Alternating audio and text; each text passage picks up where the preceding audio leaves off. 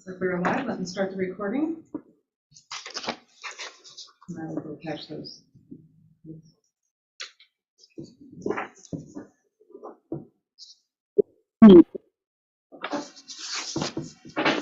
Okay. Welcome to the City of Plymouth Planning Commission meeting. And I was going to ask if we could start with a roll call, but we'll wait for Ruth to make her way back to her desk before we do that. Pause there and take a moment to welcome Josiah Jessen to his first meeting. Been on the Planning Commission now all of 30 seconds. Yep. So thank you. Yeah. Good to be here. Great.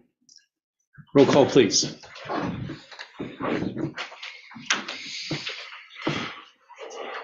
John Barlow. He's present on Zoom. He's here, but he's connecting to audio. Haley Green. Here. Van Hunsaker. Here. Josiah Jessen. Here. Timothy Malott. Here. Darlene Rose. Here. Gary Connor. Here. And Ruth Causey, Council Liaison. Here. Let's just do an audio check for John Barlow. Here. Great. Thank you, John. Okay, thank you. We start with the approval of minutes from the January 17th meeting. Are there any comments on those minutes? Okay. I'll move that we approve the January 17th, 2023 minutes. I'll second. Okay. And I'm going to pause right there for a little bit of education. One of the things that comes up from time to time on the Planning Commission is voting, and everybody's, you might be tempted to abstain because like you weren't at the meeting or whatever, but it's really about process. If there were no objections and you're like, okay, that's the process, then you can vote yes. If there's a reason to vote no, we encourage discussion. So prefer you don't keep those things to yourself, but that's enough. So all in favor, raise your hand and say aye. Aye. Aye. And aye. I believe that was unanimous.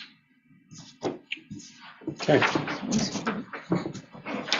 So our next item is a public hearing. And welcome everyone who's come to our Planning Commission meeting tonight. The case title is PC 23-01. It's 402 South 13th Street. The applicant is applying for a variance to exceed the maximum lot size of a property that will be created through a replat of several properties. And the owner's Living Faith Community Church. So tonight we will start with a staff report and then an applicant presentation, and then public testimony in favor of the application, followed by public testimony in opposition, and then neutral testimony. And then the Planning Commission is going to have the opportunity to ask questions of staff. And then there's an opportunity for rebuttal by applicants, proponents, and opponents. And then the Planning Commission will deliberate, and then we'll make a final decision, hopefully. Do we have people signed up to testify? I have not received any requests to speak, although I'm sure the applicant is here. Yeah, so I guess just applicable to the applicant and in general for testimony when there's not a line is that there's no need for a specific time limit, but please attempt to keep the comments brief and directed to the criteria upon which the decision is made.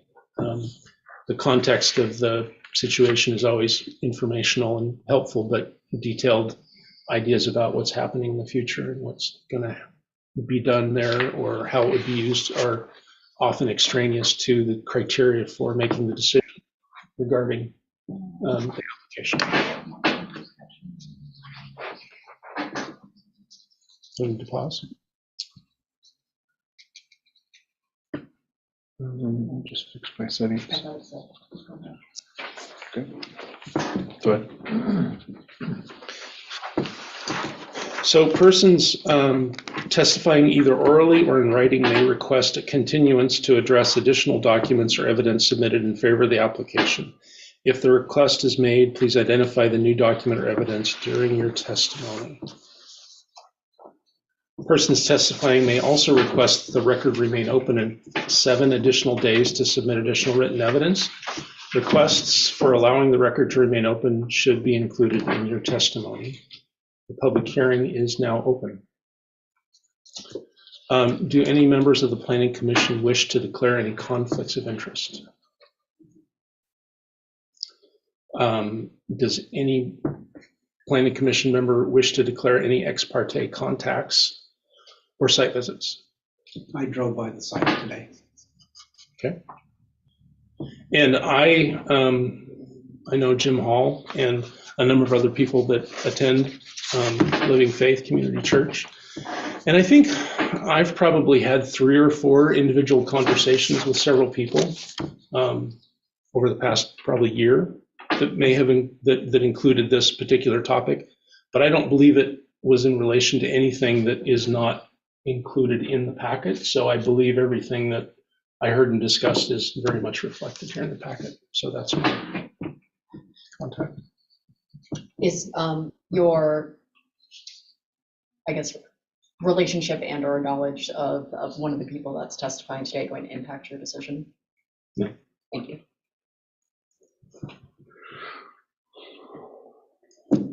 Commissioner Hunsaker has a comment. Yes. For what you said, I also know Jim Hall, and we happened to sit together at the basketball game last night, but we didn't talk about this subject at all. Okay. And I feel like I can do whatever you suggested. Okay, thank you. Does anyone wish to rebut these disclosures of conflicts of interest, ex parte contacts, or site visits? Are there any objections on jurisdictional grounds, meaning that the Planning Commission is not the appropriate body for this hearing? Okay.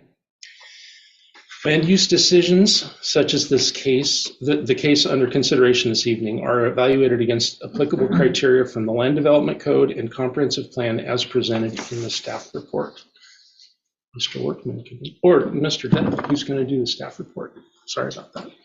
Yeah, I'll start us off. So this is a Class C variance. It's got particular criteria that are outlined in the staff report. Before you, it's from findings and some conclusions. They're from staff, so if there's variations within the Planning Commission, that should be discussed openly. The variance here comes as a result of a replat that has been outlined in the staff report with 5 separate parcels that they are initially came to us as a partition, and we got some feedback from the county surveyor as to approach this as a replat. So we're taking the 5 parcels and converting them into 2. One very large one, about 8 acres roughly, and another one, smaller one, that's the topic of tonight, which is 1 acre, roughly 1 acre. And it's a combination of two of the parcels, 2 of the 5 parcels that are being combined and reduced into basically the only structures that are on the property. It's, I would say isolating them, but it's combining them, so it's putting them together. It's a little strange situation in the sense that there are 2 different zoning districts that dissect this particular parcel right now, or as presented. Right now, there's the R1 and the R2. The R2 is the house, the R1 is the structures behind it. And both of these parcels, if you're looking at the 5 parent parcels, are currently non-conforming for either an R2 or an R1 district. But what we're looking at here is even though this has some elements of self-created. We're taking these large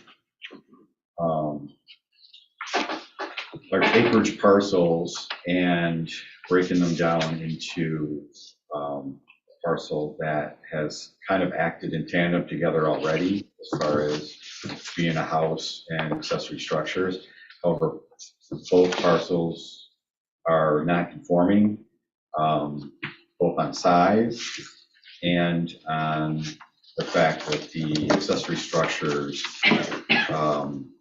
for them to be legal, and they're legal non-conforming right now, but typically they come with a primary structure. So in a sense, we're asking for this variance, or the applicant's asking for this variance, and we're supporting it in a sense because we're taking like 3 nonconformities and reducing them down, and with the approval of a variance, make the house and the accessory structures legal. So a little bit more background on this. And I think it's in the staff report at some point. Trying to do some background gathering of when these parcels were put together. And there's a huge gap. The original plat of this land was platted back in like 1867.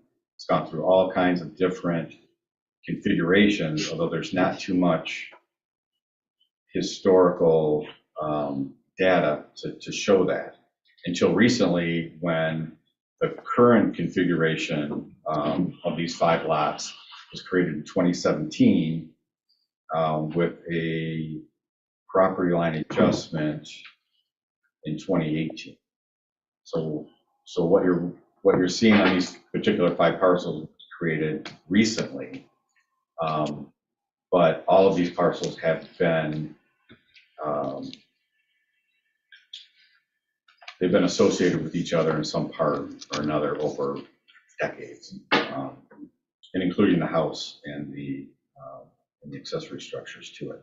And it's been an active farm. So when I say farm lots, it's actually, I believe that's probably the only use that it's had since its creation.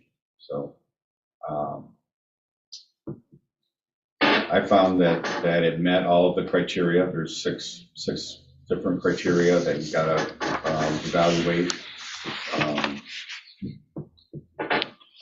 this case, and I believe that it meets all 6 in some way, and it would be acceptable to approve, recommend approval. Are there any preliminary questions of staff at this time? And there will be an opportunity to ask additional questions after public testimony. So questions that are appropriate here is just very brief, not to dive into the details and the pros and cons and all that kind of stuff, but just kind of general. And the question I have is, you said that the outbuildings were separated from the house land-wise a long time ago, or that was recent? I could not find any evidence that they were ever part of the same lot. Okay. Yeah. All right. I'm just curious about when the house was built. I saw a timeline for the barn, but when was the house built? The existing house was built in 1940. And then I couldn't nail down, there's an improvement detail that I usually go to. It's pretty accurate for times when structures are built. It's mechanism on the assessor's web or departmental web page, and they didn't have one there, so I called up, and their research put it at about late 50s, early 60s. And they were saying it's kind of newer materials in the house than what was typical barn structures that they have seen in their inventories in the past. So that's how they kind of pinpointed the late 50s, early 60s for the accessory structures. I do have. couple of these maps, it says Cedar Road or Cedar Street. Is that platted already? Or is that just kind of like what might be expected in the future? It's platted, Well, it's it just is not platted. improved. Okay, Yeah, so it exists as part of Okay. a okay. previous plat, yeah. And is that city property at this point in time? Yes. Is that right away?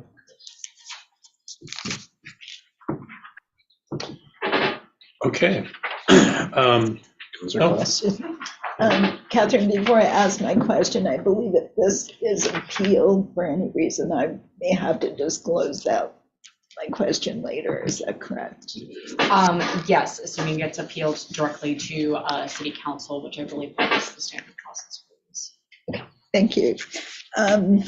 The staff report indicates that a portion of the property may be sold to the city in the future. Can you tell me how that information or discussion came about? It was, well, right now it's partially used for the frolic in the summer, and there was just some talk from the applicant that said they were approached, that there is the possibility that they might seek to sell a portion of it, and it was kind of, it runs a little like a straight line from where Cedar Road is, so Cedar Road south. And it was just from what the owner, what I was told from what the owner's plans are for the property, that it wasn't necessarily needed. So, but there was nothing, nothing concrete about any type of sale, just kind of open talk about it. Okay, thank you. Do you know what the plans are with respect to someone occupying the house? I believe part of it, and I'm just going off of what the applicant has told me, and he might be able to give a little bit more information on it, but I think because it's being split off and it's going to be a separate from, again, their intended use, that it will be sold. Okay. Thank you. Okay. At this time, this is a reminder to those testifying that you should direct your testimony toward the applicable criteria of the case or other criteria in the municipal code, comprehensive plan, or land development code which you believe to apply to the decision. Failure to raise an issue accompanied by statements or evidence sufficient to afford the city or other parties the opportunity to respond to the issue precludes appeals to the State Land Use Board of Appeals based on that issue. The failure of the applicant to raise constitutional or other issues relating to proposed conditions of approval with sufficient specificity to allow the local government to respond to the issue precludes an action for damages in circuit court. We will now hear the applicant's presentation. Don't really have a presentation. I'm here to answer questions. I think this. Jim, if you could join us up at the table just so we can pick you up on the microphone a little bit easier. Thanks. So, I looked over the staff report and it's very complete. I don't have anything to add to that. I could answer your question though, that the intent of the church is to sell that parcel as a residence for somebody, because it doesn't have real value to the church as far as the future church site, but it does have value as a small farm or residence. So. Can you tell me when you anticipate doing that? Is that relatively soon or not until the church is built? No, it would be sooner rather than later. We would need to, obviously, if it's approved, then we would need to get the whole thing resurveyed and, and go through that process. But once all of that is done, then we would look to sell it. And we have several people who are interested in it as a residence. The reason is I ask is, its historical significance, and I didn't know if the church was going to be responsible for maintaining the home or not. No. Okay, thank you. Are there anything else you want to say? I don't, like I said, I don't have anything to add. I think the staff report was really thorough. Okay. Does the planning commission have any questions of the applicant? So, Go ahead. okay. Well, I may have missed my turn previously, but I did have some questions for Chris and Pat that we kind of went over in my We'll come back to that. orientation. Yeah, there'll be a chance. We already covered them, Could you though. have Jim address who he is? Oh, for the All right. record? Yes, sorry about that. My name is Jim Hall. I'm senior pastor at Living Faith Community Church, and I'm representing them here at the meeting. Thank you. And Josiah, after we get through the testimony, we'll have an opportunity to ask staff more questions and then deliberate. Right. I wanted to make sure those become part of the conversation here. Yeah. But yeah, I guess question for you is a couple of these maps on the application are not really clear for me. Like this map shows this little block down here of Cedar. It just says Cedar on this white block, but on this map, we show Cedar Road, which I assume is the kind of the driveway to the rodeo grounds. No. No, it's kind of fenced off at this point, that location. So that's kind of like a remnant on the map then? That Cedar Road doesn't It exist? doesn't exist. Okay. Right now. The road exists, but the city owns it. No? Right, it's just on But this there's no. Yeah. Okay. So that would be this area? Yeah. Okay. That would be this. Okay. Okay, just clarifying. All right. Jim, if you could, and I know you said it's not, maybe not pertinent, but if I'm looking this map right and talking about what is, I mean, considering what's called in here, the strip that's just north of the property with the house on it, Uh-huh. I'm assuming that's like to be a road in and out of the church, and if you was, when you would build the church, it would, the intent would be in that area. A driveway. Yeah, driveway, and in this area probably would be the church. We don't Or have, not in that far yeah, ahead. we don't have a site plan yet. I think that the best bet is when you look at, I don't know if you guys have the wetlands map or not, but when you look at that, we're not really into mitigating, so it'll be in the dry part. Gotcha. But that strip would be That- where you would access. That would be an access, yeah. Then that's, my understanding is utilities would also have to come through there. So I'll extend that question to, with those, you've got those large parcels there and you've cut it down on the sides. What was the criteria that you just used to decide to come up with that new line? I think we talked about that slot. For the house, the barn, and the shop? Yeah. So why didn't you extend that property all the way to Cedar Street, or what was the thinking there to request this particular lot shape? The blue, the south border is the existing fence. Mm-hmm. And so we figured the existing fence line was a good marker for that south border. The north border actually goes about 20 feet beyond the existing fence in the back. And the thinking there was that there wasn't a whole lot of room behind the barn where the existing fence is. So we wanted to make sure that whoever purchased it had a little bit more. So you're talking about the west line? The west line is about 20 feet west of the existing fence. Right. Okay. Yeah. Okay. And then the north boundary was determined because we wanted to maintain a 45-foot space for a future driveway potentially. Okay. Thank you. Are there any other questions of the applicant? Okay, thanks, Jeff.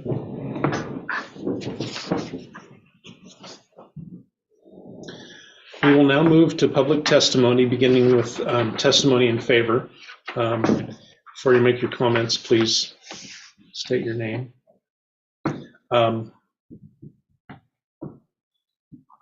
And I don't believe we have anyone to speak in favor or in opposition. If there is, please speak up. Hearing none.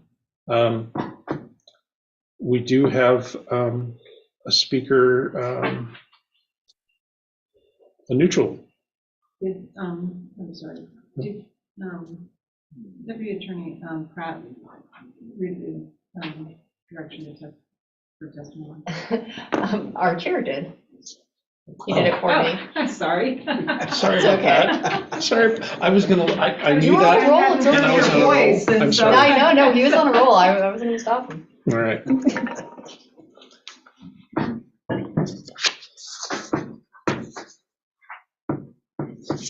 So, neutral testimony. Please come up. I'm Steve Sear. I'm a Philomath resident. Hi, Chris. See you. I just have sitting down and listening to the planners or the staff's presentation, sort of summary. It struck me that it might be handy to get a recap of the decision, the criteria upon which affirmative decisions are made, or, just kind of bullet points of what those are, and in terms of what the typical outline for decision-making is, and then what the headlines are for the decisions made, or the recommendations made concerning those. Would be useful. I have. Try and clean up my question. I do apologize. Generally That's right. speaking, it's testimony, so it's not a question and answer type thing. It's usually the planning commission might have questions for you, but it is improper, I suppose you could say, for questions back to planning commission. Well, I'm asking for an explanation of what the criteria are. I'm not going to ask questions. It's just, what are the criteria? Is my intent as a matter of record, so that I could read off the Why don't- 7 parts. Why don't we hold that for when we have more questions of staff, and I'll ask the question. perfect. As long as we hear it, I think that's a good thing. Does that make sense? Okay, thank you. Okay. Staff reports are online too, you can always. I know, but I don't have that here. Yeah. I just Yeah. track it down. Cool. I can read it.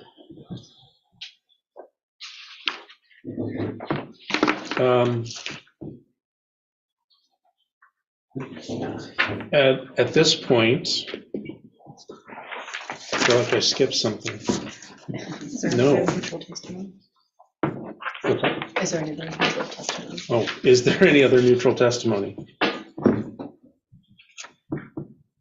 And then it looks like, Questions? now just questions of staff, I guess, right? And the rebuttal. So now's an opportunity to ask additional questions of staff after we've heard the testimony. Do you want me to run through the criteria, just kind of list them out? See. I was going to ask that eventually, but I was going to let the other commissioners have an opportunity to ask questions first. Commissioner Barlow has his hand raised.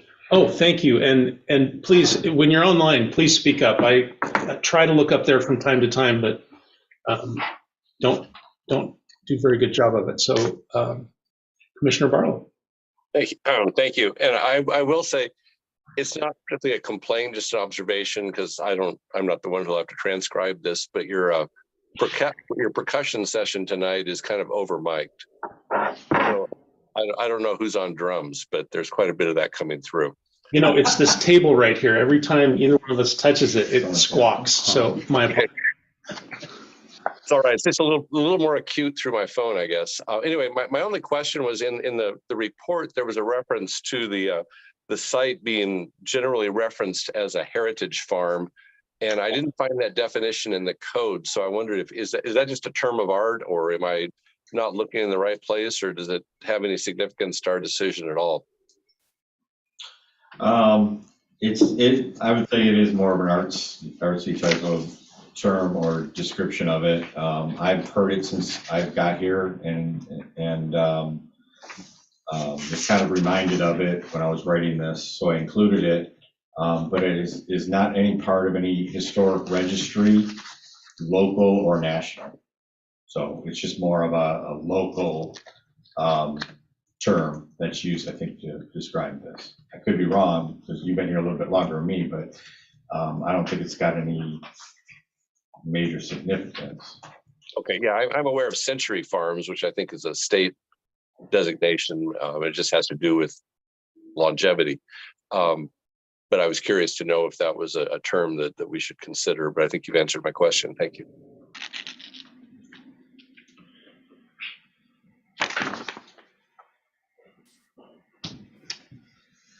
Commissioner Milan?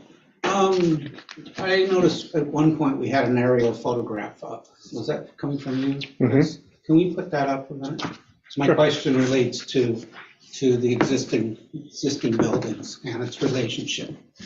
Can I ask a quick question, procedural question while you're doing that? So is the public hearing still open? Have we closed the public hearing? Public hearing is still open. Okay. Can you zoom in a little bit on the site there, on specifically in the area of the house and the barn, and where, that's good, right? Right about there. Okay, the question I have of staff is, it's existing non-conforming. It'll be existing non-conforming when we're done. And in principle, I don't have any problems with what we're talking about moving ahead. My biggest question is dealing with the north, that pathway, the 45 feet that they designated along the north pathway. What's the setback between that and the barn shop building?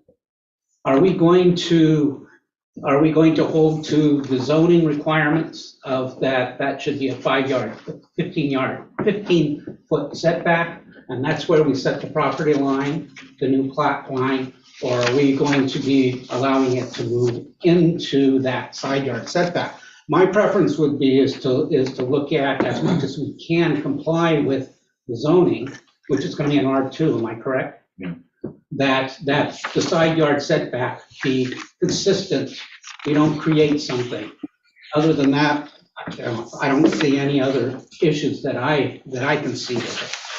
Well, so this also went through part of the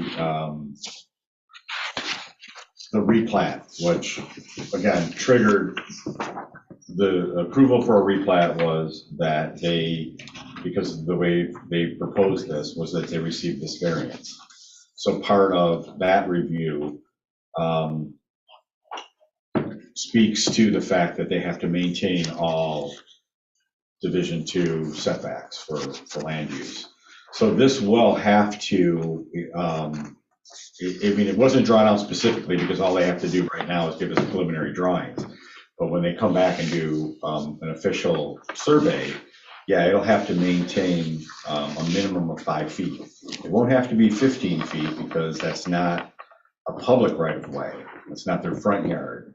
So they would those side yards that they have to maintain on either the north or the south would just have to be 5 feet. I'll just add to looking at the dimensions, the map that's provided, looks like that frontage now between those two properties is 70.75 feet. And again, what they're showing on the map they've included is that when that reduces down, it would be 45 feet from that northern, so they'll still have another 35 feet setback there. So it's a little tough because these aren't always to scale. The marker lines get a little bit fatter. But if you come from, do kind of a quick illustration, if you come from this corner, the northeastmost corner, that's coming down 45 feet. You can see that only comes to, right, there's 47, 48, so it's close to 45. So And again, just eyeball, when you come over, that's still gonna give you a 5-foot setback between here and the building itself. May I follow up? Yeah. I'm just gonna, an accessory building is also 5 foot from the side yard? Yep. Okay, thank you. We don't have any fall zone requirements that I'm aware of for the silo.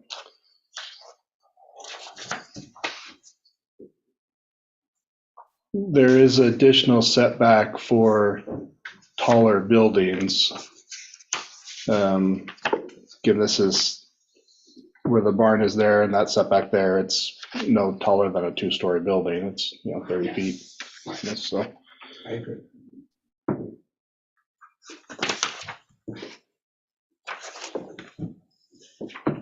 Any other questions of staff? Yeah.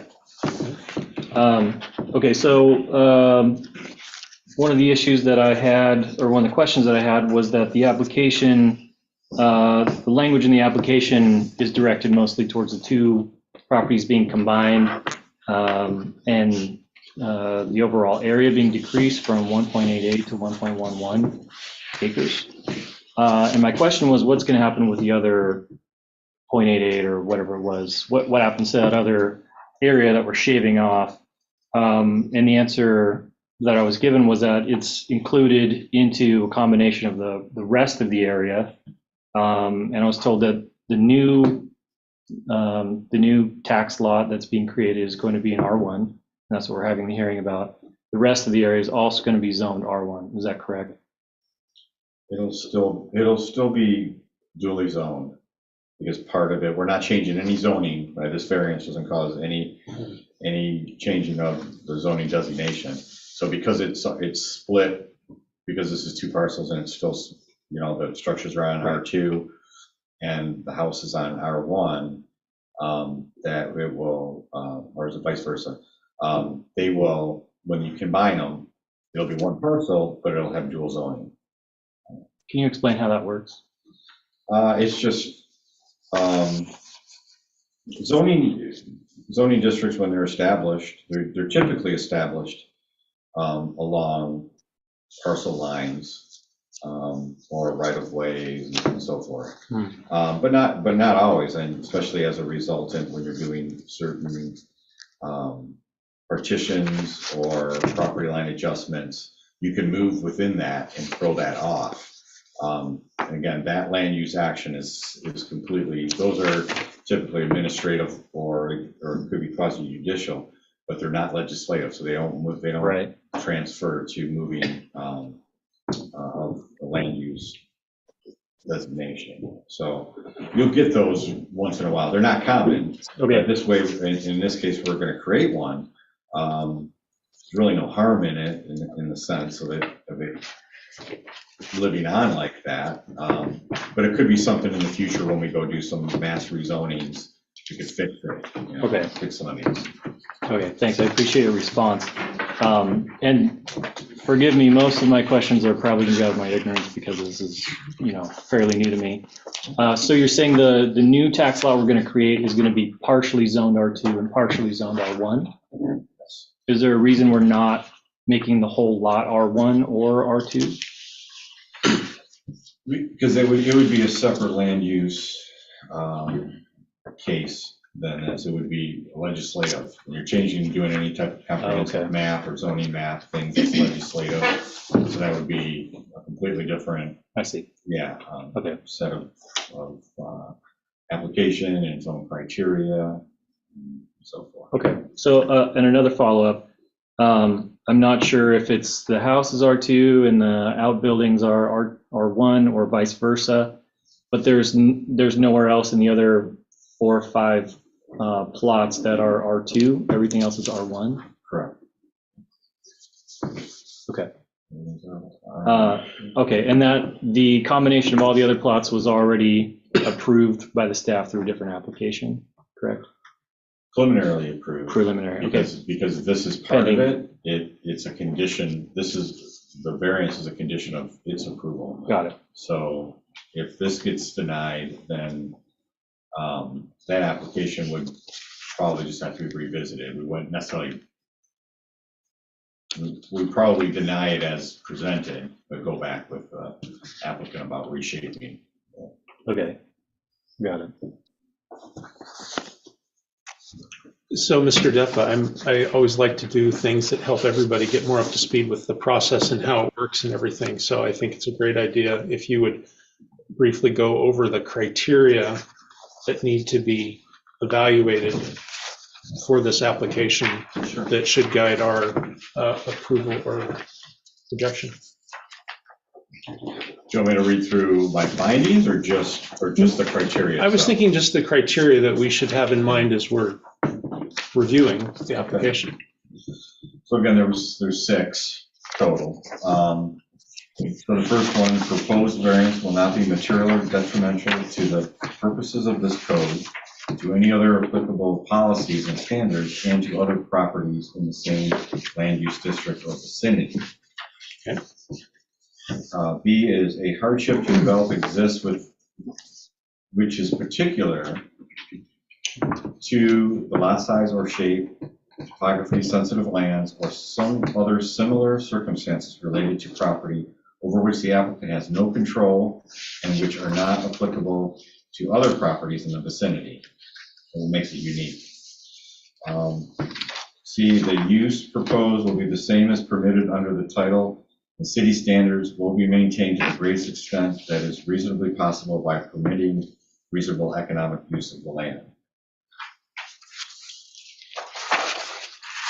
Existing physical and natural systems such as but not limited to traffic, drainage, natural resources, and parks will not be adversely affected any more than what would occur if a development occurred as specified by the subject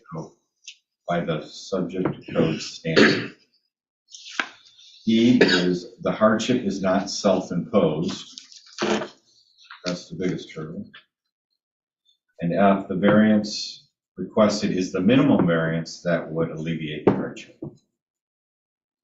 Okay, thank you. Are there any other questions of staff? Oh, well, no, not questions. Yeah, after we close the public hearing, we'll move on to deliberations. Yeah. Hearing none, we will now move on to rebuttals, beginning with the applicant rebuttal of any information raised during the public testimony. I'll remind the applicant that the new information in support of the application may not be introduced during the rebuttal. Does the applicant wish to rebut any testimony? No. Does any proponent or opponent wish to rebut any testimony? Or neutral parties. Or neutral parties. Do you wish to rebut any testimony that's been brought up? No, I'd say thank you, though, for filling in Yes, the blanks. absolutely. There's not been a request for continuance, and there has not been a request to hold the record open. Does the applicant waive a 7-day period to submit a final written argument? Yes, they waive.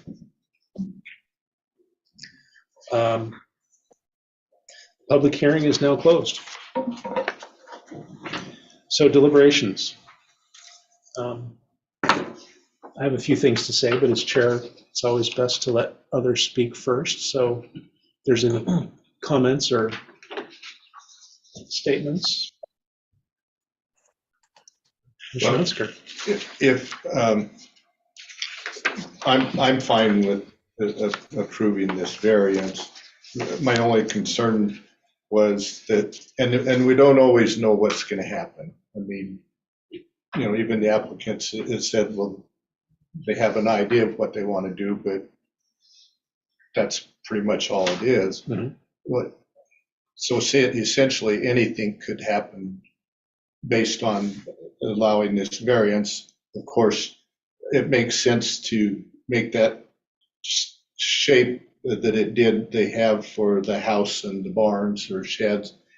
You can't make it smaller to actually conform, so that's part of why we're given a variance, because they already exist. So yeah, I think they've tried to do what they can with that.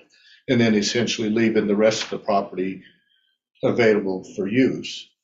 And when I asked the question about Cedar Street, if that was platted, well, who knows what will happen on the backside? I mean, right now, we do know that the Frolic uses that for parking pretty much. And it sounds like the church is still going to allow them to do that. And that at some point they want to build a church there in part of it. But as long as that Cedar Street goes over there, if it turned out that 15 years from now, somebody wanted to develop it for apartments or something like that, we would have that access going into the property. And then, of course, there would be the 11th Street access. So I guess in my mind, I feel comfortable that whatever eventually happens with the property, it'll work out. I mean, it can be made to work out. So I'm fine with it as proposed.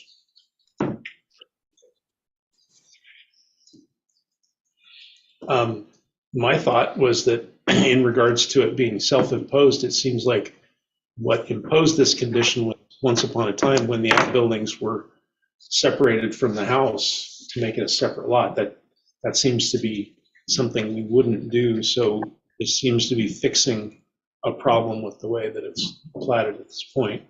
The only thing I still don't quite understand is the and maybe it's just to make it as small as possible to be as close to conforming as possible, but the narrow space between Cedar and the house, does that say 70 feet? 45 feet.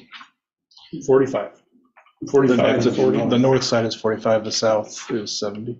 70, okay. So that's just the fact that property wraps around, but I think makes it a little unusual, and I'm curious what your thoughts were about that, Mr. Deppa or Mr. Workman. Yeah, my weighing would be the twofold. One is to not trying to make it any more non-conforming than it already is. Already having the house and the barn there, as much as we love our dogs and our cats, we do try to dissuade having large livestock inside city limits. And if you get a barn plus a lot of property, that's what eventually is going to happen, right? Is somebody's going to come in and want to have their cow or their horse or their whatever, and which is great in the county. It doesn't work so well inside city limits with neighbors nearby. So from the staff standpoint, encouraging to make that lot as small as possible and as least non-conforming as possible as far as the size goes, the better. And I think that the applicant made an effort to do that when they submitted this, is to capture the house and the barn together. The use of kind of historical farm term is that, historically that's been the farmhouse and that's been the barn that have gone together. So let's lump those two together, get them in one piece. It's non-conforming. We can all look at that and say, yeah, it's non-conforming, but it's been there a long time. There's no way to get the barn closer. The only other real alternative to what has been proposed with this variance would be to have some type of a flag lot and have a secondary residence back behind this primary residence up of the road. You could put a primary residence back there with the property. It has the shop and the barn on it. But again, we, for the most part, try to discourage flag lots like that, where you've got houses stacked directly one behind another with the barn. So the alternatives aren't very good either. And so really, that again, in talking with the applicant, and the best way to do this, I think Pat did a really nice job of finding, as is required in there, request it's the minimum variance required to alleviate the hardship. I think the applicant and Pat working together have found a nice way to do that. Okay. Any other questions, comments, or statements? I guess I would add one thing, and this kind of more part of the historical part. On this map, I don't know if everybody knows that. Nope. I'm gonna. Oh. No new information. Oh, that's fine. Sorry. That's okay. I'll tell you afterwards. Good, tell us afterwards. Wanted to tell me.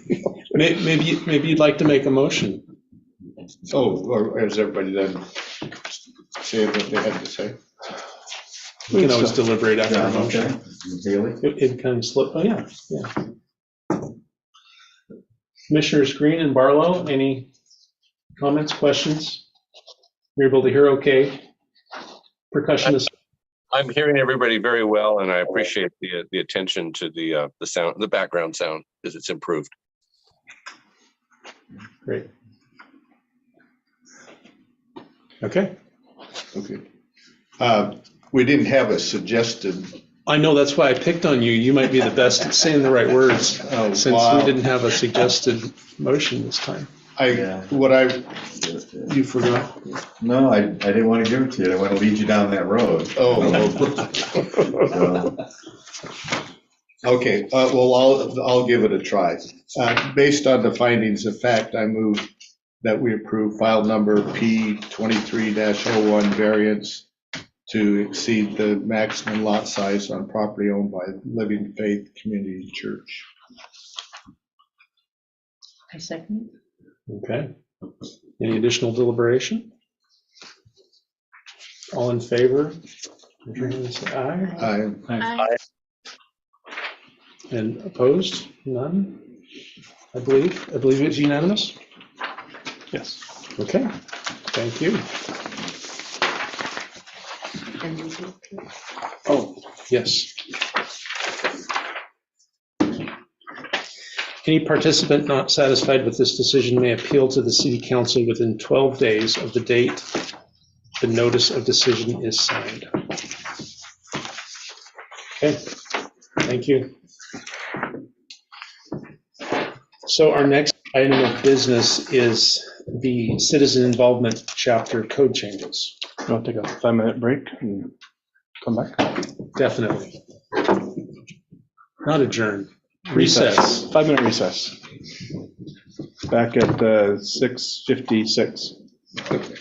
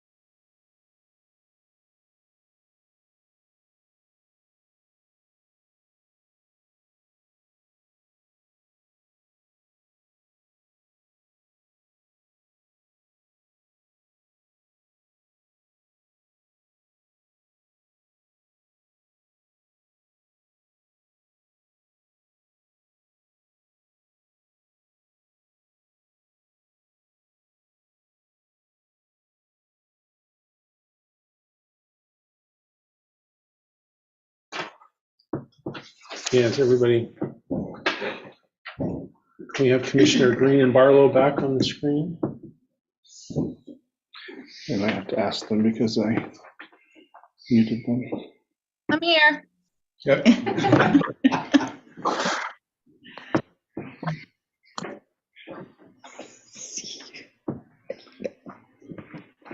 There's Commissioner Barlow. I'm here, thank you.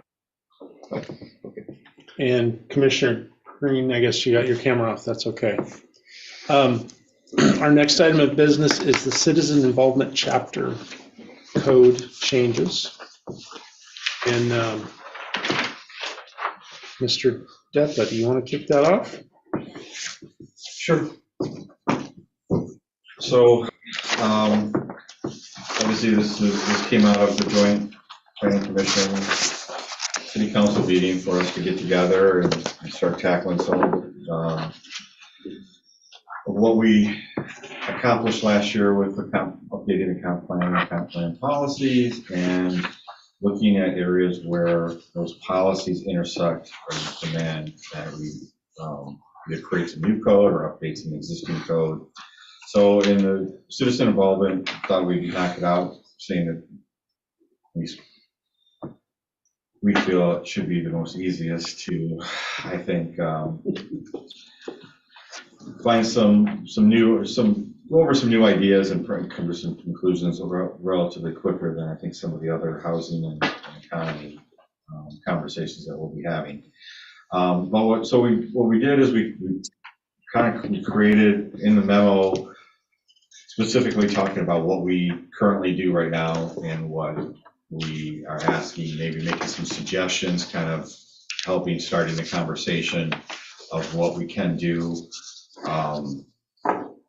We also included all of the goals and policies that we can go through, and hopefully if you came with some notes and stuff of areas that you think would be worthy of actually exploring the ideas of doing or of having successful citizen involvement through some development code language.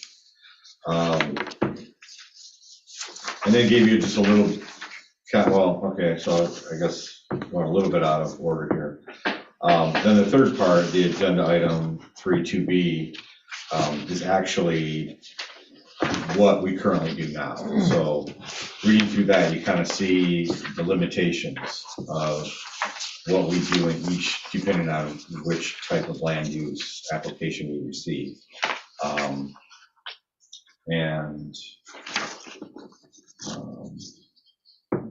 Yeah, so we just wanted to kind of go through this. Hopefully we came with some comments, and like I said, on the back of the memo, we kind of wanted to start off on a couple of things maybe that we could do. I have to say I went out to a lot of other cities and looked at a lot of their code. There's not a whole lot more out there that I see that we're doing now. We're definitely in line with the OAR and the ORS statutes. I think part of what I think maybe we look at is getting more bang for our buck with what we're doing. How do we reach more people? We talked about doing open houses and public events, maybe town halls, but how do we make those successful?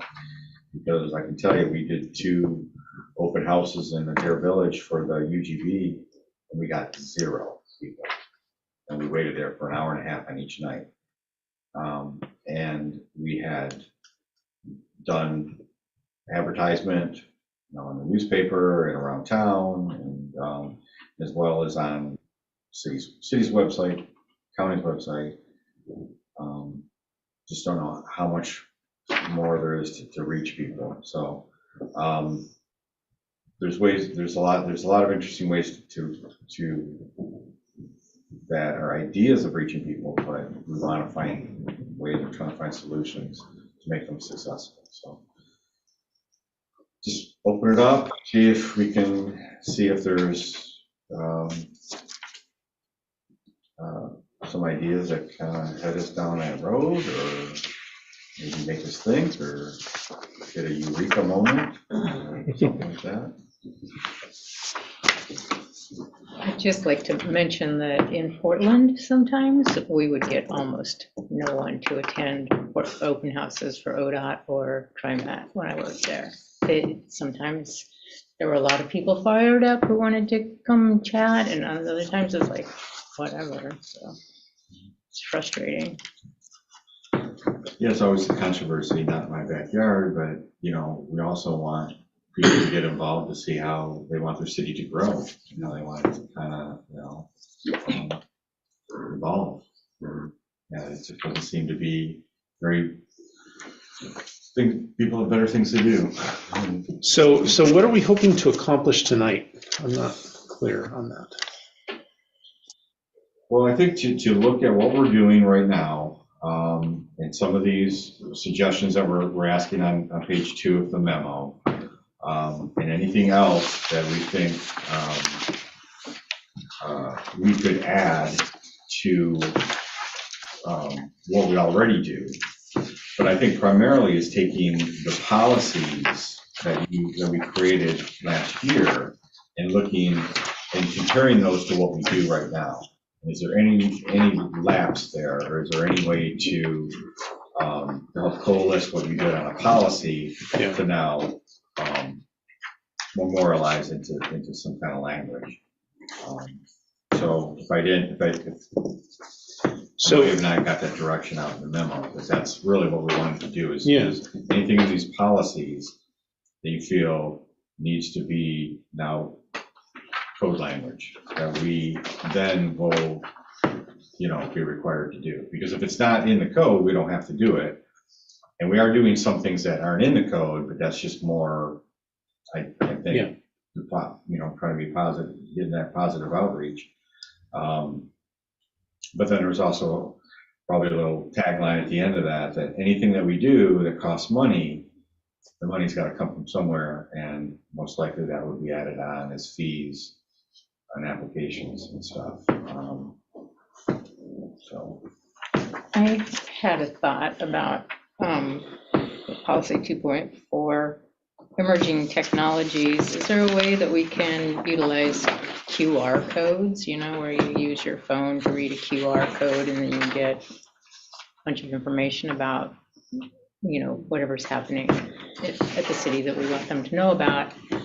Maybe there could be plaques on, you know, the buildings of businesses in town or in windows in the businesses. It looks sort of like real estate flyer. Or when the real estate companies put a flyer up in a plastic kiosk kind of a thing.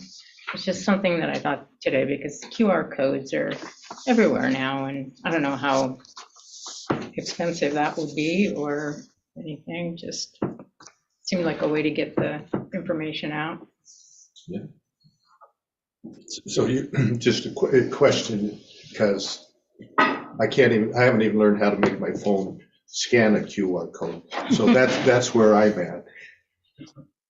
A person could scan a QR code theoretically and take them to some decision that's being made, and maybe it would show, you know, the stuff we get, and then maybe even the code that it has to do with. Yeah, would it do all that kind of thing? It seems like that's my understanding. Haley has something to say. Commissioner Green? I know I brought this up last time we discussed this, but the land use signs, I feel like and maybe it's just my demographic, but we're not really going by City Hall and reading our water bills and kind of getting, like, I feel like maybe, I don't know, between the ages of like 30 and 45, the people that I've talked to aren't really gathering the information from that. And so they're kind of in the dark as far as, you know, being involved in the community. So maybe to piggyback on the QR code, if we were able to do something in regards to land use signs on the properties, there could just be a QR code on there. So if you're walking around, you're seeing it, someone mentions it, you go by the property, you scan it, you get all the information. Mr. Wright. When we use QR codes currently, we typically are going to provide both the web address where people could go if they just remember it, in addition to the QR code. So if you didn't have the ability to scan a QR code, you can stick the web address on where that QR code would have taken you anyway.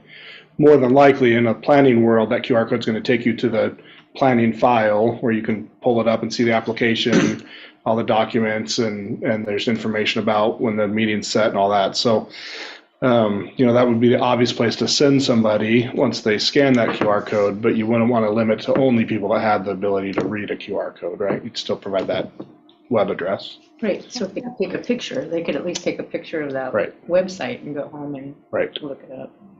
And I don't know how your phone works, Van, but mine, I just have to turn on my camera and point it at the QR code and it just goes there. Oh, I thought It might be that easy. somebody told me that and it Yeah. didn't do nothing. All right.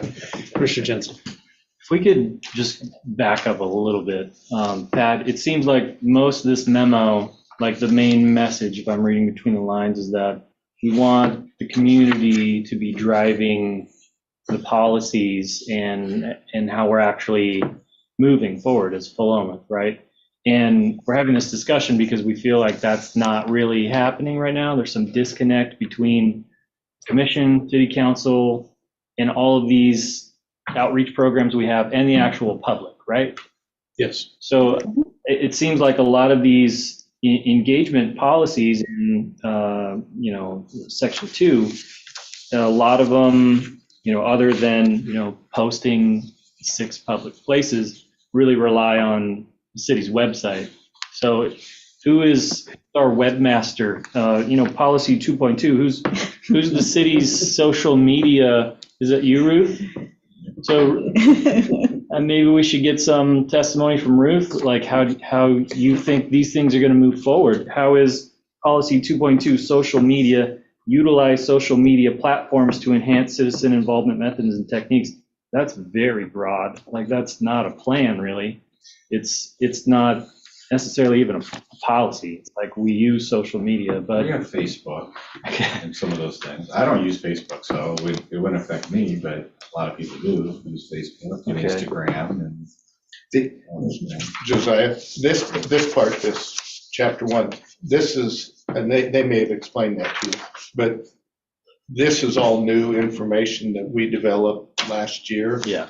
And and I'd look at it as goals to do all these things, which some of them are being done and some of them we haven't done. Yeah. And like what we're doing right now is figuring out, How how do we accomplish some of these So things. that's my question is, let's talk about policy 2.2, which can relate pretty closely to the QR codes and utilizing the website itself. It seems like if that's all on Ruth's shoulders, maybe we should think about, a new position of someone that's in charge of, the web face of the city of Philomath that's, facing our own community, that knows how to interact with our community and get that engagement, even if it's not in person, even if it's not showing up to open houses and stuff. We can collect comments, we can collect all kind of information like that from the public digitally. We need to figure out ways to do that. Yeah. Maybe we need a PR, I'm not saying we need a PR person, but maybe there's somebody that has expertise in this that could enlighten us on a few other things. But I do want to correct you on one thing you said. Sure, please. We're not looking for citizens to drive policy. Okay. The professionals and the elected officials are going to drive policy. What we want is we don't like to do it in a vacuum. So we want to reach out and get some input and find out how maybe things that we're doing are affecting people, or there's ways of adding value to those decisions. So it's the city staff, administration, and the council that's driving the policy. We just want to get more people involved. So we can say, yeah, we kind of heard from the whole community and we feel like we're doing the right thing. We're not doing the backroom deals and, are we going to change the zoning over here because, and people feel like they don't have a voice. So we just want to get more people involved. Okay. Really. Commissioner Green? And if I'm beating a dead horse, by all means, tell me. But if I don't go on the city website and I'm not active on social media, or I'm not following the city, or I'm not checking it enough to know that these things are going on, if I don't know to go to those sites, I'm still not going to know what's going on. Right? So we can drive people to those, but like if we're not active on those sites and I drive by a giant lot and there's nothing posted, but something goes up in 2 months and I'm going, wow, I wish I had known about this. I still feel like there's a little bit of a disconnect if we have different types of people that are on one social media site, they're on another. You know what I'm saying? Well, there is a requirement to post things on site, and I did see a posting on 13th Street for the case we discussed today. And, we had some debate when we wrote this stuff about the size of those postings, and I felt like for that particular road and that site, that black and white poster that was, about 1.5 feet wide and 2 feet tall or something. I couldn't figure out how to squeeze 2 in that particular frontage, so I felt 1 was sufficient. Yeah, and it wasn't very big, but it really caught my attention. It was very obviously a public posting. So I think that's effective. I think we're doing the right thing with that. But we're not doing it for all sites, right? We're only doing it for really large ones. Can maybe somebody? Well, that's something I'll go through, is that back at the tail end of the memo, on page 2 of the memo, it lists the 4 types, 1, 2, 3, and 4. Right. And they're in type 2. Pat, you said remove requirement to post notice of decision on the property.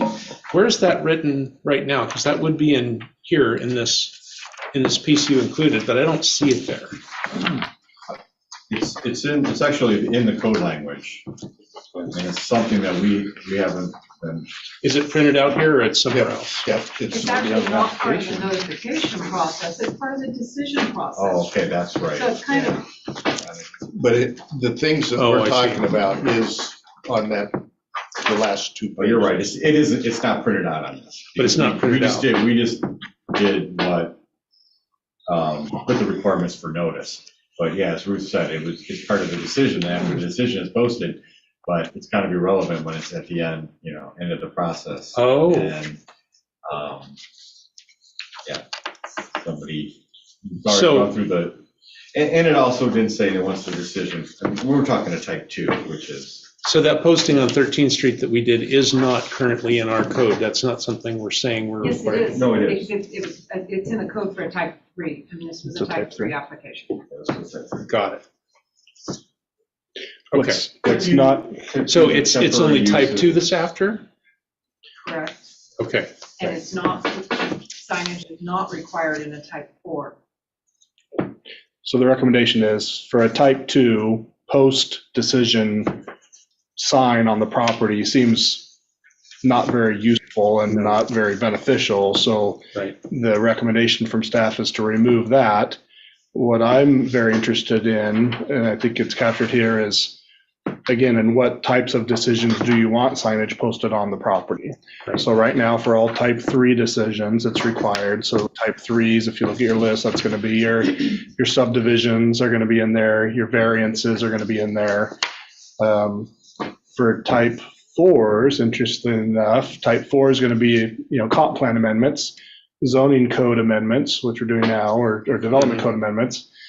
But also type 4 would be like an annexation or a zone change. Those don't require postings. I think that's something that we should look to do. Yeah. I think that would meet Commissioner Green's recommendation. Kind of what we've heard is if you've got an annexation or a zone change, which we've had recently, very recently, zone change, there's no posting on the property. I think we should fix that and add that language in there to require that. Yeah. I think that sounds great.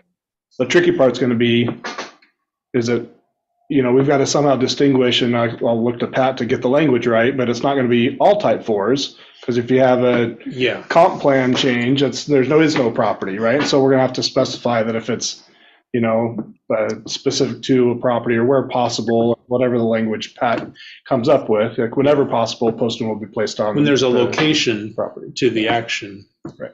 it gets posted at that location. I'm also just talking about how coming up, we're going to review zoning generally throughout the city.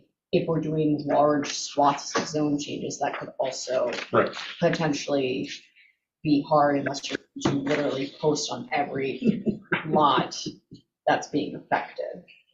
So, But at the same time, if we're going to think creatively about the way we get people's attention to things that they actually care about, that's something that I feel is really important. One of the reasons I want to be here on the Planning Commission is so much of the time people show up, they have something very relevant to say at the completely wrong time. You know, they come and show up and want to have a comment about some zoning code as it applies to a specific application. We and the city council have no power to change that for that application. You have, if that's a concern, it's something you have to hit way in advance. And I think for our upcoming city code changes, we need to get people's attention to say, hey, we're going to evaluate what you can do with your property. And this might be holding for many, many years to come. And next year you might have completely different rules on what you can do on your own property. So come to the public hearing. And I think I can imagine that we could go through a preliminary round of that. And then once we've identified the properties that we would like to change the zoning on, that we maybe would post, you know, if it's all the office residential, yeah, we're probably talking, I don't know how many office residential lots we have, but it's a couple hundred. Yeah, I do too. So I don't know, we post a couple hundred, but you might have 3 or 4 down College Street just to say the zoning in this neighborhood is going to change. That will get people's attention. And I think that's. We would notify those people though, right? Yeah. Individually? Not It's by only within, written now, right? If it's that'd be a type 4.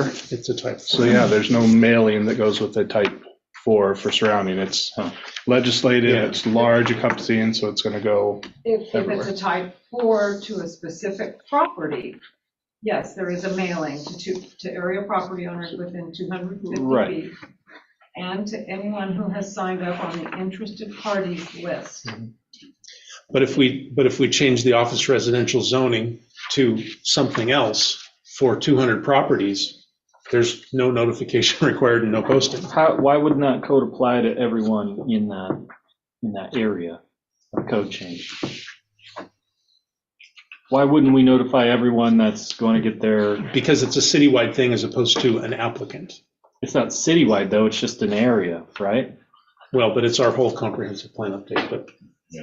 So, yeah, when it's a large generalized change, there's less specific notification processes, because the idea being like, this is a general change, it's going to affect a lot of people, versus if there's a specific applicant on a specific lot that's Sure. doing something, they're generally speaking in a different category of land use process, and so No. that's why that's different. I understand those differences. I mean, if the code that you're referring to doesn't apply to everyone in a swath code change or a swath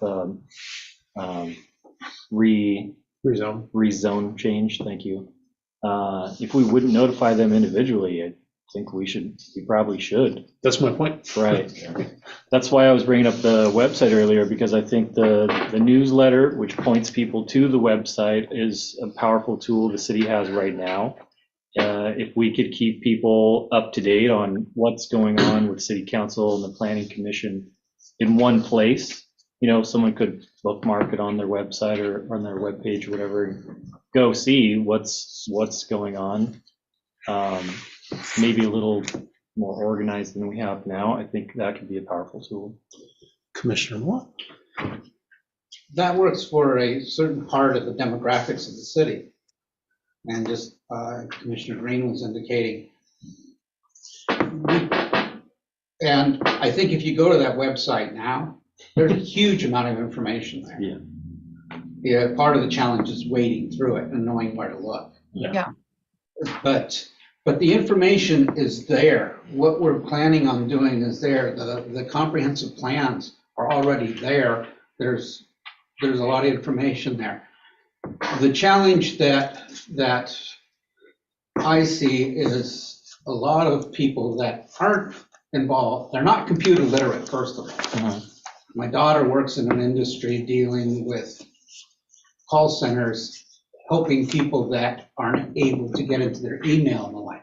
And there's a huge amount of people that are out there. So while that's a great starting point, we've got to come up with some other options. Posting's another great option.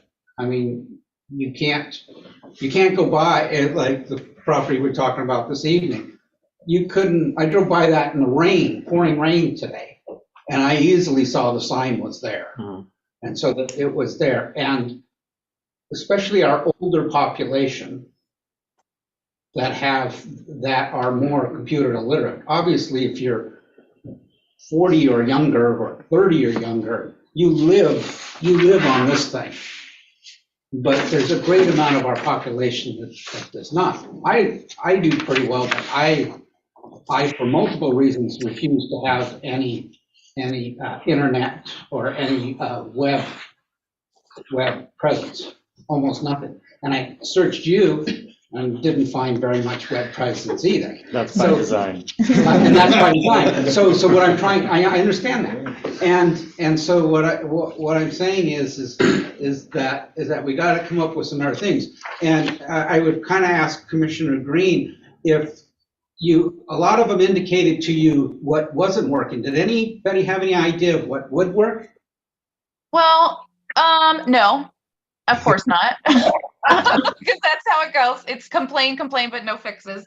And of course, I come from like the Seattle, King County area, and I'm used to land use signs, holes in the ground, and then a giant condo going up. And I don't, you know about it, it's coming, you're well aware, you don't need to go on any website, you're walking by it, you're driving by it. I just felt like as a small community, that to me seems like the easiest way to reach everybody without sending out mailers, without using the website, that can get those that are, 10 years old to 60 years old. If you're out and about and we're small enough that, I'm going to take a side street or I'm going to drive down this neighborhood to get home just because I haven't in a while. And then you notice something, that I just kind of feel like that's the best way to kind of get the broadest demographic that, we need to get, because we're getting younger people coming in.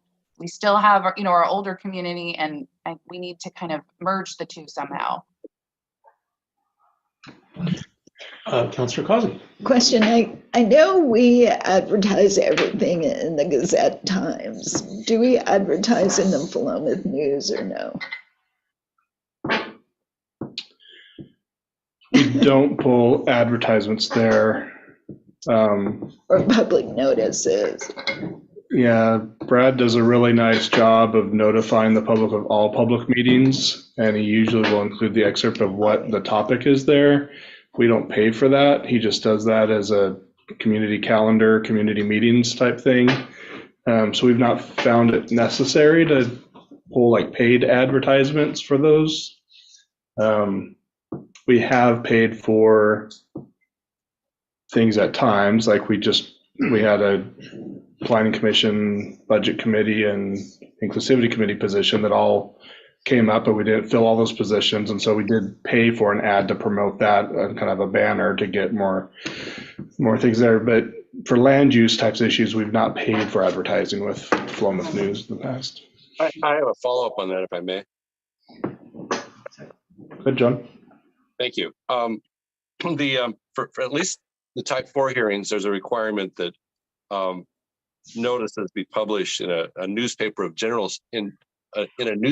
general circulation in the city. And I don't know, because I'm not a Gazette Times subscriber, but I've heard rumors that the Gazette Times is not going to do delivery within the city of Philomath any longer. And I wonder, maybe this is a question for council, if it qualifies as a newspaper of general circulation in the city. And if not, if maybe, my understanding is that the Philomath News does get quite a few views and is becoming sort of a very important source of information about the community. I'm wondering if maybe we shouldn't focus there. Can I offer just a Please do. So on the type 4 applications, I'm going to speak really loud because I'm not close to a speaker. On a type 4 application, we're required to publish in a newspaper, the newspaper of general circulation, which is the Gazette-Times at this time. That notice costs at least $300 for publication once. And personally, I question the value of those use of funds today.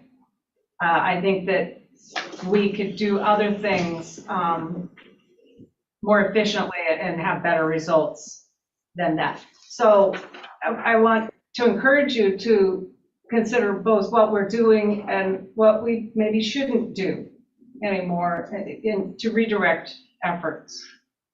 Well, doesn't the newspaper general circulation requirement, isn't that statutory? Or isn't our code just conforming to the statute? It is. But who decides what is a newspaper of general circulation?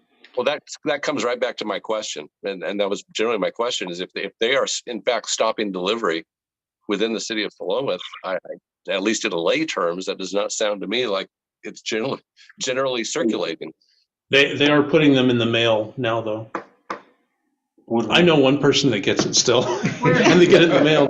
We're not required by the state to publish any notice. Our code requires publication and it requires publication in a newspaper of general circulation, which is defined by the state.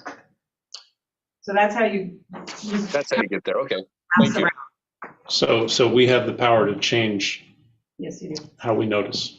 So if the Gazette is pulling out of Philomath, per OAR, who is the new?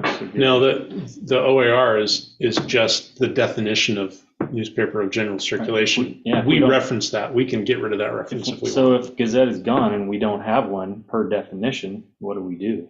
You only are required to apply to state law when it's available for you to apply it. It really comes into more bear when we're looking at this question with things like budgets, which are heavily regulated by the state, on budget notifications and that. So you do the best that you can. Obviously, if you have a weekly email newspaper, that's better than doing nothing, and so you would do that. To me, the debate in Philomath has always been between the Gazette-Times and the Philomath News, prior to that, the Philomath Express, and the value of those. Anecdotally, even as of late, I read the Philomath News regularly, probably daily, and it's amazing to me when something hits the Gazette-Times, how many more people talk to me about a specific topic, even if it's been in the Philomath News 2 or 3 times already. So I do think there's still a fairly significant readership to the Gazette-Times that's not reading the Philomath News, and some of that I think is based on age and comfort. People are used to having that hard newspaper and reading through it, and it's entirely every day. It's what they've done their whole lives. To go online to an online platform and read the Philomath News is just not something that a lot of people in our community do still. So, if I can, I think you bring up a good point, Chris, about feedback from these different sources that we're using. How are we gauging feedback like viewership and readership for some of these sources that we're using now? How do we know what's effective and what's not? Are we just going by a gut feeling or what? Yeah, we don't collect data on that. It would be an interesting study to look at. I can tell you, having served with this planning commission and worked with the planning commission for the 8 years I've been here, the most successful way of finding out about something going on in the community is when a neighbor tells you about it and tells you there's a meeting, and that's what gets people here. I've never had a large group of people come and say, yeah, we all read this in the newspaper and we all showed up, right? It's typically grassroots effort, somebody going door to door, somebody who cares, going door to door and making contact and inviting people to come. But there's a cost to that if you're going to expect the city to do that, right? So then you go back to the volunteers, and it's the city's role to get the information out there. I still think that part of the discussion, and we talked about this when we were doing the comp plan update, there's still a large part of the responsibility that falls on residents of the city to know what's going on and to look for the information if they are interested, and to make it, make themselves available to get that information. I mean, there's land use decisions happening up in Salem right now, and I know nothing about them, but I'm not insulted that Salem isn't notifying me, right? If I want to know about what's going on in Philomath, the expectation is I'm going to go to their website, I'm going to make a phone call, I'm going to buy their newspaper or look at their newspaper online. I'm going to make some effort to figure out what's going on up in Salem. Nobody from Salem is contacting me and pushing information to me or putting a sign in front of me or a paper in front of me, right? So I do think that we want to be, there's a line, right? There's only so much information we put out there. At some point, we get this complaint often as, I didn't know about this till I knew about it. Well, yeah, the first time you hear about it is always going to be the first time. And regardless of how that happens, we can collect that feedback on how is it that you got that information the first time, what brought you to the meeting.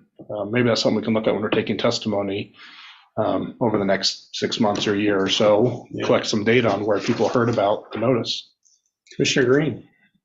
And this might be totally out of left field, but would it be inappropriate, or I guess appropriate, to maybe just put a blurb in like school newsletters? I mean, we've got to have, half, if not more, of our community has a child at some degree in a school in town. Just hey, go take a look at the city website. Changes are happening. It doesn't have to be anything specific, but it could just be like, alert, go here. I mean, I'm probably going to read the school newsletter regarding my kids and stuff before I'm going to go on to the city website or check the Facebook page, just because it's there and I need to know, and you've got a kid, you've got to be involved. So just a thought. Ruth. I want to throw out there that if you make something a requirement for notification, you have to be able to ensure that it happens.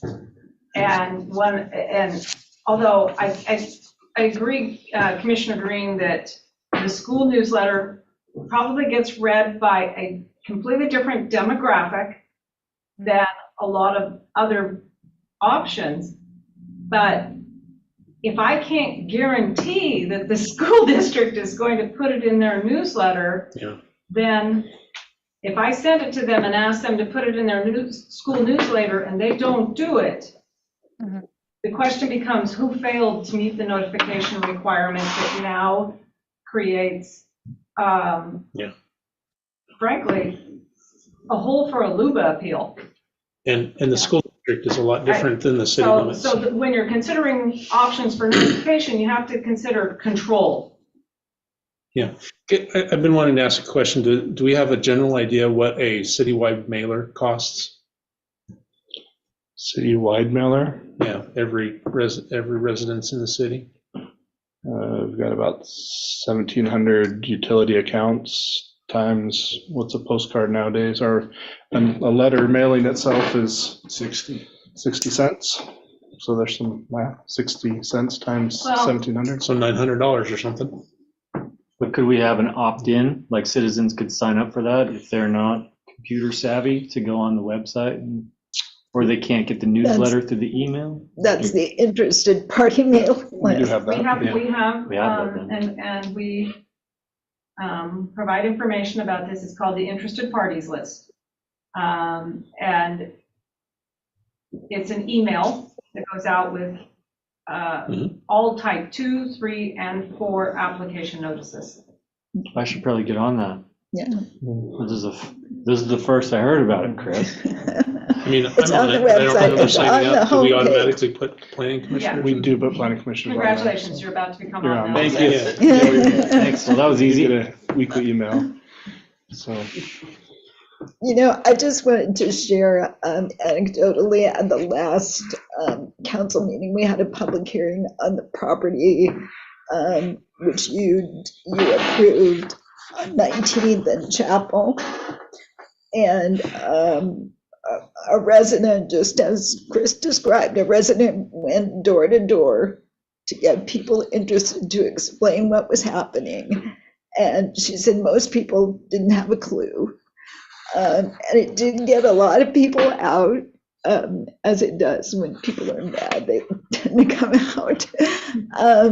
But it was interesting because they talked a little bit about the postings and where things are posted. And one of the people said, oh, I don't go to those places. Well, that means you don't go to the post office. You don't go to the library. You've got 8 places you post. 6. I mean. Yeah. Well, so all that said, I'll remind or educate everybody that the Planning Commission is what's the official name? Committee for Citizen Involvement. Committee for Citizen Involvement. So regardless of what other information is out there to inform our decision, it is our responsibility to decide how the city should inform people. One of I mean, you brought up the 1,700 mailers, and I know at some point, I think it was at the last council meeting where the 19th in Chapel was talked about, was the notice that's in the water bill. And so every resident in the city gets a water bill. Almost every, right? But yet they don't read it. They don't read it. Right. That was my hesitation saying yes. Yeah, because they don't read it. Do they got their water like scheduled on like online payments? They can sign up for the e-newsletter and have the newsletter emailed to them. Yeah. So, I mean, and at that point, that's a monthly mailing that the city puts out. The city has to pay for. And but yet that doesn't work either. Right. Anything of interest is usually in that newsletter, and that's highly effective for me. But the people sitting at this table aren't the ones we're worried about reaching. Before I got involved with the Planning Commission, that just went in the trash. Yeah. When I get my gas bill, I look at the bill, and there's 4 or 5 other pieces of paper in there, and I do that the same. So, Ruth has a comment? Yes. And just a note. Use of the city newsletter and the weekly email, neither of those things is required by our code. Mm-hmm. Those are both extra outreach efforts that staff has added in order to try to spread those fingers a little farther with notices. The weekly email honestly started out 20 years ago as how we notified the media every week of upcoming meetings.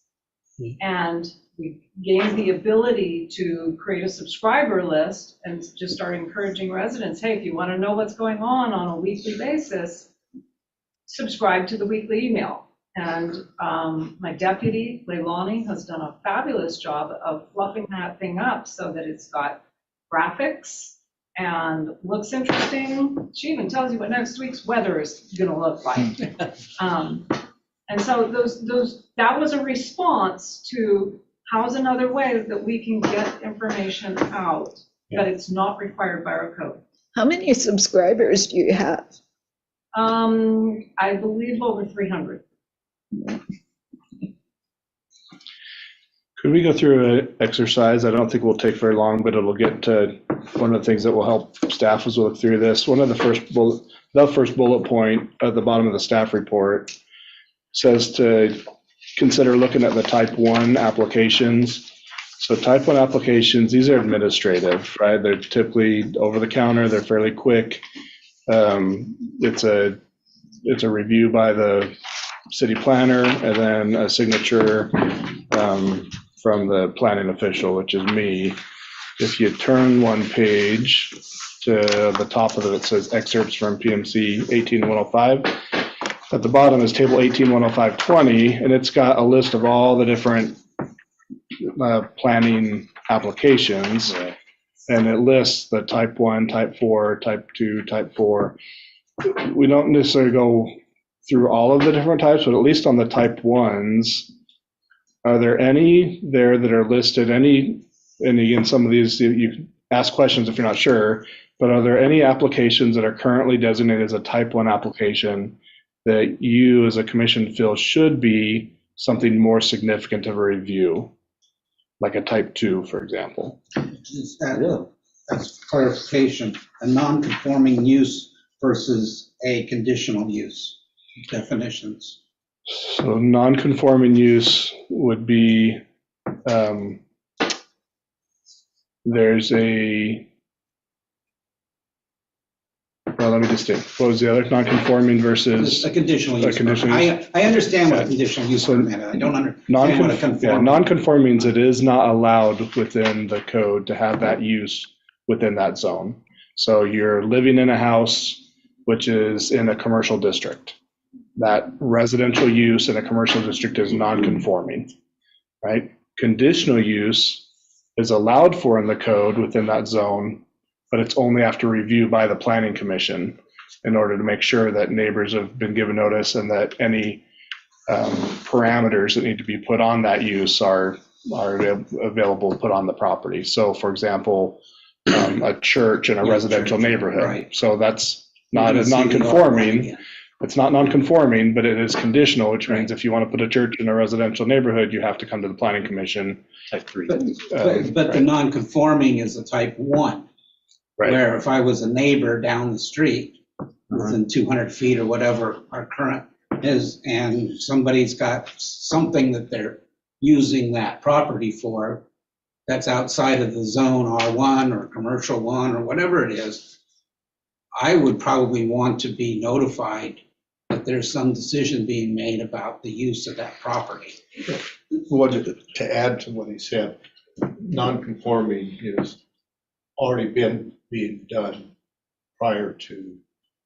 Well, that's existing non-conforming, but this is, we're talking about, this is some sort of an application Yeah, I'm not for a even sure for a non-conforming, yeah. I totally get the existing non-conforming. Okay. I've Totally. never had one since I've been here. Is it just like, I can't think of an example of one. well, I've got your code book handy. no, I mean, I used to review those. They were typically for banks, like when you had a non-conforming house or a non-conforming structure and a bank wanted to issue a mortgage, they would send this, they go, yeah, your house is non-conforming. Could it be rebuilt if it burns down? And you know, you give something like, yes, but under the parameters of the current code. It's just a letter. So Okay, so in that case, it does tie into an existing non-conforming Yeah. use that But we don't need there to was a notify the legal. neighborhood of that. Yeah. Right, I understand. That's the point where I Okay, think it's that's- a number one. And Like a That sign. makes sense. And it's in the code about there, if a non-conforming use exists and is abandoned, it can't come back. Right. But if it's destroyed, and that's the one exception in a residential area, is that if it's destroyed, you have 6 months to petition for it to be rebuilt. And so it would be non-conforming, but you're. I would still, if I was a neighbor, I would want to know if so-and-so burnt down and it was a non-conforming use, that they come back and put it back together. But as a landowner, I would be in the opposite position. I would say, you know, I had a house that was oversized for the piece of property, too many square feet. I want to rebuild it in place. So that's an example, right? You saying you do want to add that to the notification list or not? I was asking first what it was. Well, I think we'd have to read 18-160 to really see how that's defined, right? You want me to read it? How long is it? Well, I'll read the first couple of sentences. It's the intent of this section to permit pre-existing structures and uses that do not conform to the standards of this title to continue and to expand under certain conditions. And to expand, so there again, I would want to notify the neighbors. So that's probably where Well, you get specifically into says in there, you cannot expand a non-conformity. So that, So the language is in conflict. no, I mean, We need to fix that code too. We'll get to that. Well, I think this is one that we should possibly investigate a little bit to see if we could parse that out better to say what is and is not. kind of going by Chris's thing, on this type 1, it says here, and this is an idea that the staff had as far as adding to what they do now. It says an examination of each permit item reviewed as a type 1 may be approved. What do you mean by that? Just this process we're doing right now to look through and see if the type So that's ones not are- something new. No, this would just be an exercise for staff to do to make sure that the appropriate review is taking place for the appropriate land use desire. Checking to make sure you're checking it correctly Well, so, or doing it correctly. yeah, no, not to make sure he's doing it correctly, to make sure that this list is what we would want it to be. Like I see lot line adjustment. Seems like that's something you would post on the property? I mean, Or the neighbor would be notified. Well, why? But right It's now, it's between, not. it's between two pieces of property. I mean, you're moving that lot line 3 feet for some purpose. Both property owners are amenable to it, Yeah, they agree. and they're going to go through they're gonna legally change the description of the property. I don't think it would be any of the neighbors' responsibility would care I about. agree. So are we talking about public notification? Mhm. Or, okay, all right, I understand. Okay. How about sign permit? Yeah, so That sign, one might be up for discussion. so sign permit, our sign code's pretty black and white. There's not a lot of interpretation. I want to put a sign up on my business. Here's the parameters. Here's what I'm going to do. It's a review, and you do it. There's, code know, says how 5 big, minutes. how high. Usually a 5-minute Okay. review and Yeah. approval, sign off. Thank you. Yeah, I don't know that code. Yeah. Like $30. Then I don't. But we require everyone to come through us. Right, no? And so, Throw it out. And what is a development review? That's 18-110. It's just a review process, right? Just development of review any is, sort of, so development reviews can be specific for like a house that's going on a residential lot or a commercial business that's going on a commercial lot. is it every time there's a new occupant in a business? No, that'd be a type 2, that'd be a site plan review as opposed to a development review. That goes up 250 feet. So when I put in my drawings to build my house I just completed, it's under that category, right? It's a development It's review. coming on my desk. Well, it's going through. And I'm staying within the planning requirements. Yeah. And it's coming to you. I'm not doing anything in variance or not. Ruth is processing it through, through the building department. Right. She's also sending notifications to me, Public Works, Fire. And when it comes in, so we all take a look at it, but I'm in setbacks. Right, And lot size. you lot know. size and coverage and height, Yeah, that's it. all of that. Anytime- Which there's no need to notify neighbors. Again, is where Anytime I'm there going is with a that. change I to agree. a footprint. So if you remodel your garage on the inside, you're not going to have a development review. But if you add a shop, there's a development review because they need to check the setbacks and the lot coverages, and it's pretty cut and dried criteria. What about a floodplain permit? What is that? Permission to build in a floodplain? Anytime you build, you have to go through that process of pulling a permit and get it reviewed, and has to meet, we have a whole floodplain code that we just updated. So yeah, it's all reviewed against that, but it's local, doesn't have to go beyond anything. And the neighbors and the community, people downstream are counting on us to do our job, so whatever's added doesn't affect anybody downstream or adjacent. So I'm hearing of all those, maybe just the non-conforming use seems to be one to maybe take a little bit closer look at. Whether that would still meet the criteria, or we think that neighbors should, at least that 250-foot radius. So easiest thing would be just to bump it up to type 2. So we'll look at that a little bit closer at the staff level. See what we want to do there. How about tree removal?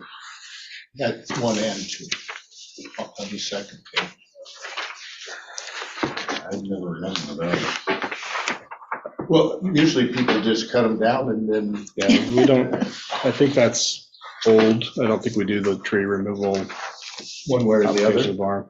We do a tree removal as part of a site design review, or part of a subdivision review. We'll look at significant trees. We make them require which ones are going to be removed, which ones are going to remain, but we don't have a separate permit. If somebody just wants to take a tree out, they just take the tree out. It's personal property. Let me use my home as an example since it's recently gone through this process. So theoretically, any trees that I had pre-existing on the property, unless it was brought to the planner's attention and documented, I could do what I want to with those trees, is what you're saying. Yes. Yeah. Yep.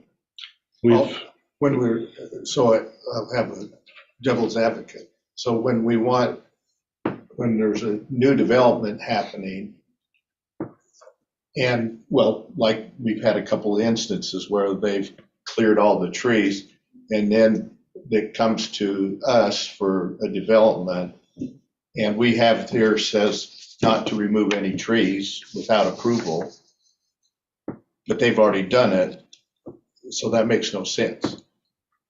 I believe the new code that the commission sent to the council got approved. I'm not going to get it right. I believe it was anything over either an acre or 2 acres. You did have to go through that process, but anything smaller than that, there wasn't a review process. I want to say it's maybe a 2-acre lot or larger was still required to come and get reviewed before removing trees. Okay, so that it's not like, I mean, but what you were saying is, well, we really don't.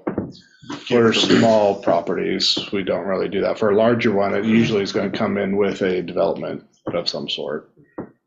So a developer could buy a plot of land, clear cut the space, turn in their plans, but the city could still tell them, you guys need to put in X amount of trees as part of this design. Yeah, this is just about existing trees and whether you have the right to remove them or not. Yeah, we would still have requirements for new landscaping. So to keep making progress tonight, I think we've discussed this recommendation under type 1. Mm-hmm. So type 2, adding the post to the city website and removing a requirement to post on the property. Can somebody tell us more on the thinking there? So again, we're already putting on the website. So any type 2, 3, or 4 is an active planning file that gets put on the city's website right now. Okay. Planning file. I think we should recognize that we're doing that and make that a requirement. Oh, you say we're doing it, we're doing it. It's not recognized in our code that we're Yes. going to do it. So I think we should add language under type 2 to say post to the city's website. Okay. For any type 2 land use decision. And then the second is one we touched on briefly, that under the, post decision, it says post a notice of the decision on a sign on the property, which I don't think makes any sense. So the recommendation is to strike that language. Yeah. I'm cool with that. So what is our process to moving forward to making these code changes? We're just discussing it generally tonight, and Pat, you'll go away and then bring back some proposed revisions? Yeah, I mean, we haven't made too much progress. Well, we just made a little bit. No, I mean, yeah. That much. Okay, so what, My hope is Pat would make these changes, bring them back next month. You'll all give it the thumbs up or make a couple tweaks, and we'll set a public hearing for April. Yeah. And we'll have the public come and tell us what they think, and then we'll have the hearing, and after the hearing, the tweaks are made. By the April meeting, we can get new code language approved. and so what is being done right now is on the back of this excerpt for the type 2. Yeah. And posting on property and on 250 type 4s feet. as well, because we do it on type 3s only right now. So we talked about doing that on type 4. Yes. We just talked about But we need to come up with some language about when that's done and when it's not done. right, yeah, it would be specific to land use, proper individual properties. This also says that it's all city recognized neighborhood groups or associations whose boundaries include the site. And I would say there's probably none that exist, but maybe there are. Yeah. So that's probably not being done. Any person who submits a written request to receive a notice, and then governmental agencies. So is there things that we would want to add to this type 2? I'd like to define some of this language if we can. So does the city recognize any neighborhood groups or associations right now? We do. So we have neighborhood associations on Nevack Hill. We have neighborhood associations on Starlight. Yeah. Just the two? Got one on 12th Street. Northwest Road District, we notify. Oh, Which that's isn't what a- those are. Oh, okay. Commissioner Green, do you have them? Yeah, I was just curious, how many people does the 250 feet reach, like on average? How many neighbors? Depends on the density of the neighborhood. Obviously, if you're in an apartment complex, it's going to be a lot of people. Right. If you're in a less populated area or the industrial areas, it's a lot smaller.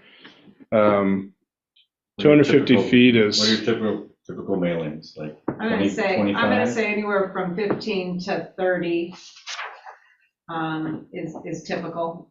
If we bumped it to 500, would it double that, do you think? Or would it matter? I'm just throwing it out there. More than double it Go because ahead. you're going Yeah. all Exponential. directions Right, twice as far. okay, okay. Where? Be 4 times as much. Well, what's a code interpretation? That's one of the type 2s. typically if there's a disagreement on what can be allowed and what can't be allowed, then they can request a code interpretation. That's going to be a write-up from the planning official on the interpretation of the code and how it applies to that property. Because I was thinking of the 502 myself, but so What is that code? Code interpretation was planning commission, is it? Do the letter, and then if you disagree with it, then you can appeal that, and then it would go to the planning commission. But you're talking a partition, a type 2 site design review, so that's any new commercial tenant that comes in or is applying to come into a commercial building.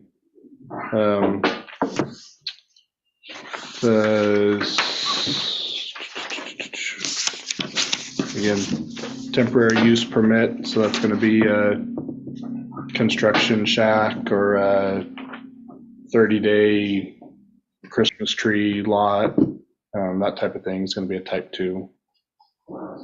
And then the Class B variances, which are going to be more specifically, they're going to specifically called out in the code as a Class B variance, and there's like 15 of those. I won't have them all memorized, but. and so right now we do what the things I mentioned, the 250 feet in the neighborhood groups. 250 feet typically gives you a full block each direction, just as an example. Okay. In a typical city block. 1C, any person who submits a written request to receive notice, we can define that. Interested parties list. Interested parties list, it's only those people on that list? Well, as specified in our code, yes. Plus, we also do the weekly email and the. Okay, that's what I'm getting at. So the email list would also be notified as part of this 1C? Yes. Oh, yeah, that should be added on. Well, That doesn't, I won't, no, I take that back. The weekly email does not include type 2 application notices. Okay. I apologize. We do get occasionally if a neighbor knows something's happening or hears something happen, then it's not uncommon for them to contact the city and say, hey, what's going on there? And we'll say, the house is getting torn down, they're building another house. Well, if they do anything more than that, will you contact me? Write down the name. okay, so contact that's information, a pretty put them on there. informal request. Is there a formal process to get into this mailing list for type 2 notifications? Again, it's generally not citywide. That would be like the interest parties list. It's typically more neighborhood or a specific property that they're interested in. Okay, are we looking for feedback on how to formally enter into a mailing list to be notified of these things? We want to include that language here? Right. If we wanted to, yeah. That's what, I'm asking. Commissioner Green has a comment. But to avoid all the outreach, we could essentially just say, whoever's choosing to do this, you need to throw a sign up to inform the community.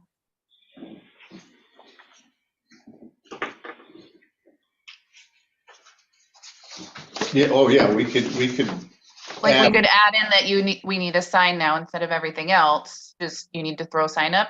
We're gonna let the 250 people know. There'll be information there. Done. So you're saying, Commissioner Green, you're saying all the information that they would have, that everyone's gonna get mailed will be posted as well? Or just a sign that says, here's what's going on. Go to the city website, get the information. Here's Okay. the application number, whatever it may be. So you can go, search or look for it. But it's this is what's going on. Go here to find out more information. Seems like we would still be adding information on how to formally notify those people that would not normally be in the 250 or whatever in the mailing list. But we would add that language on how they could get it. But if we're looking at like a cost issue, I'd say that your social media would be the best route for that, but we don't want to do, extra mailers or anything. We want to, right? Can I just got a quick question. On the application, the sign for the application that we reviewed this evening, is that at the city's cost or was that at the applicant's cost? The sign itself, The sign itself that was put out on the site? we have 2 signs that we reuse. So those are the city's signs. They're generic. They're currently a generic sign. It tells people there's a land use application on this property, and more information is available with either the phone number and the website. The nice part of those signs is they don't take a long time to put up and they don't take a long time to take down. And they It don't gives you the information. cost a lot of money to, you're not reprinting a site-specific sign. This is what's happening on the site. There's a land use decision that's going to be made on the site. Go here for more information. I'm just going to throw this out there. Does it make sense for the applicant to be responsible as part of their application? Not that the money goes through the city, so you don't have to deal with that piece of it, but they're responsible for posting a 20 by 30 sign with this information. I mean, we do it on construction projects all the time. We come up with a sign, specific language is to be in the sign, and that's what gets posted on the construction site. The same thing here, it becomes part of the responsibility of the applicant as part of their application that they have that sign made and that the cost be a burden to them. So we're not having to deal with budgets or anything from the government side. Granted, it sounds like another fee. It sounds like I'm nickeling, diming you, but they're getting 100% the benefit of that. And that way, when we have an applicant that has a piece of property that's out there, again, like going back to the 19th in Chapel, if we had required that individual to put up a sign, and maybe that sign, depending on the size of the property, has different characteristics. It may be a 3 by 4 foot sign if you're dealing with an acre or more. I'm just saying that I like the idea of getting a sign out there because everybody who's probably going to have some input on that particular location somehow passes by that location over any particular week. And so, because I haven't heard anything else we can do to bring the horse to water, so to speak. Well, on type 2s, I guess in my mind, where it goes to everybody within the 250 feet, which is approximately a block. And to me, that almost feels excessive for the types of things that type 2s are. Now, I'm not saying 3s and 4s, those sorts of things shouldn't be done. But on type 2s, they're so site specific that even when stuff is done, the general public isn't even going to know what happened because nothing changes. Yeah. in a sense. I mean, if you do a petition, there's not a, fence set up, things change. Nothing changes by those things. I'm gonna respond. You said 30 to 50 mailers, something like that, 200-foot notification, or it was 20 to 40. 15 to 30. 15. So the actual cost to send out those mailers for the actual postage and the like is 20 to 30, $40. And so I think. It's a little more than that because you also have to count the time it takes to create. Right, the okay, list. that's great. But even so, it's a minimal amount of information. And I think the challenge that we're experiencing is not getting the information out. And I wouldn't back off on anything we're already doing, is where I would go with that. And when we're talking signage, my recommendation would be that if we're going to require signage, as we've heard from Ruth, that we would maintain control of that, because we're going to control font, we're going to control color, we're going to control location and placement.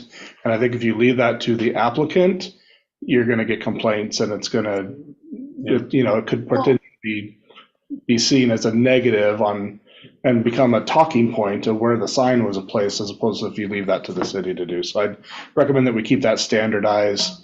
If we're going to do a custom sign, it's a custom sign, and that gets added to the fee for the application, but it would still be the city that would have that done, or at the very least, we would have a review process to be able to review that, which again is one more step, and, Let me also just say. Commissioner Green, let Ruth go first, and then I'll come to you. Let me also just say that if the city controls the signage, which I do agree with Mr. Workman on that, again, it goes back to meeting the responsibility of being able to know that notification happened and not create a loophole.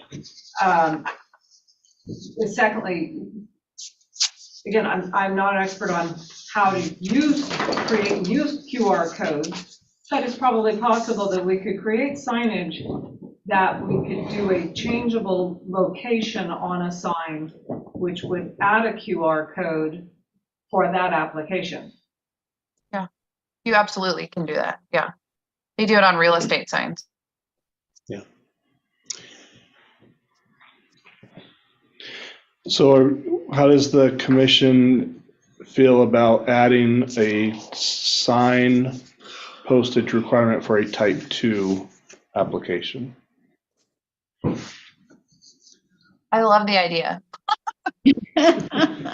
Yeah, I think it's better to do more signs, even when it's going to be kind of dumb, considering it's an existing sign that's all printed up and all you have to do is put it in somebody's yard. That sounds easier than mailing, right?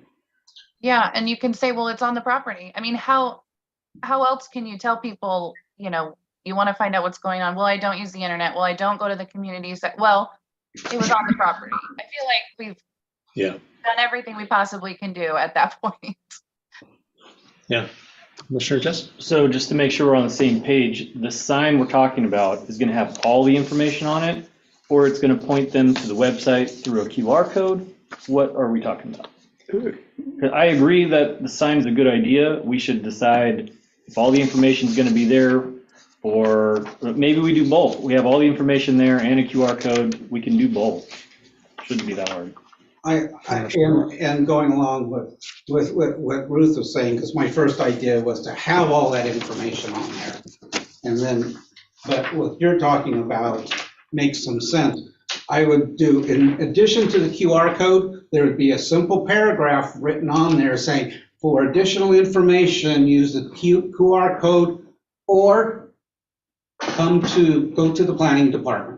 Sure. Or we could have a little sleeve with a flyer in it with some information. I just want to say that previous to these signs that we have now, we had a smaller sign, and I had, he was used to, the realty mentioned, I had the little box that we would put exactly. The notice in.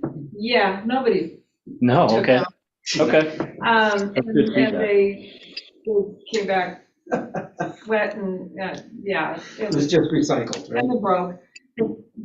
you would be better off to add onto the sign a QR code, the file number, and a website address option Okay, for more information. so to follow up with that, making sure that wherever we point them to, the information's all accessible. They don't have to go dig through a website to find it all out. Just make it very simple for the public to get I the think info. to keep it simplest, I think the QR code would just send them to the website that has all of the public hearings noticed on it, which we have a public hearings page. We have an active land use applications page. Yeah, right. And that's different than the public hearings page, because the public hearings page only covers for type 3 and type 4s that have public hearings. It's Yeah, we're talking type 2s, right? duplication of Yeah. effort. But we have what's called the active land use applications page. Some, It's very similar to what Corvallis has. And you click on the link for PC 23-01, and there is the application, a copy of the notice, the staff report when it comes out. Anything else supplementary? Well, you know, there's times when I have like 5 type 2s on my desk at any given time, because they overlap. You need more signs. We're gonna have to order more signs. Okay. You're gonna have a place to store them. So there's a cost Because associated. because there's a 14-day comment period. Pat's right, at any time, we could have 5 to 8 type 2 applications that need signage to be out at one time. Which is fine. We'll just, again, add the cost of the application fee for the type 2s and buy a few signs. And I'm probably gonna lose this conversation, but the more signs we put out there, the more, when people look at them and they say, well, why did they put that sign up? Who cares what happens here? So- I'm really concerned about that. I've got a couple thoughts. But they're informed. So I think. They'll quit looking is my point. So one thing I'll say is that in the city of Philomath, one thing we're going to keep bumping up against is there's a lot of good ideas, but we do have to weigh the cost of those ideas. I like the idea of a little more signage than we have been doing, with totally generic signs that never have to change, so you can put it in the ground and take it back and put it in the ground and take it back. But I think when we come back to this with some specific language, we're going to have to look at each case by case and put it right there in the code, which things get notified by, just the city website, what we put a sign up for, and then what maybe we put up a great big, very specific sign for, and then how we notify, if we're doing the citywide zoning change, to me, that is completely appropriate to spend the $1,000 and do a citywide mailing to say, hey, we're going to change the zoning of a bunch of different things. This is the process. If you want to be part of it, there. So those are going to be some long conversations, but I think this is a good start. I'd like to just give you guys an example of a type 2, which, type 2s, what we get a lot of is reoccupancy of existing commercial space or industrial space. There was where Chisel CrossFit was right next to Town Pump. They moved out. A guy who's moving in there is going to do detailing. He comes to us, pays $350. We do a review, looking at outside, anything outside, well, signage or buffering. That we take a look up, upgrade the site to the current code requirements. Okay, so that's a type 2.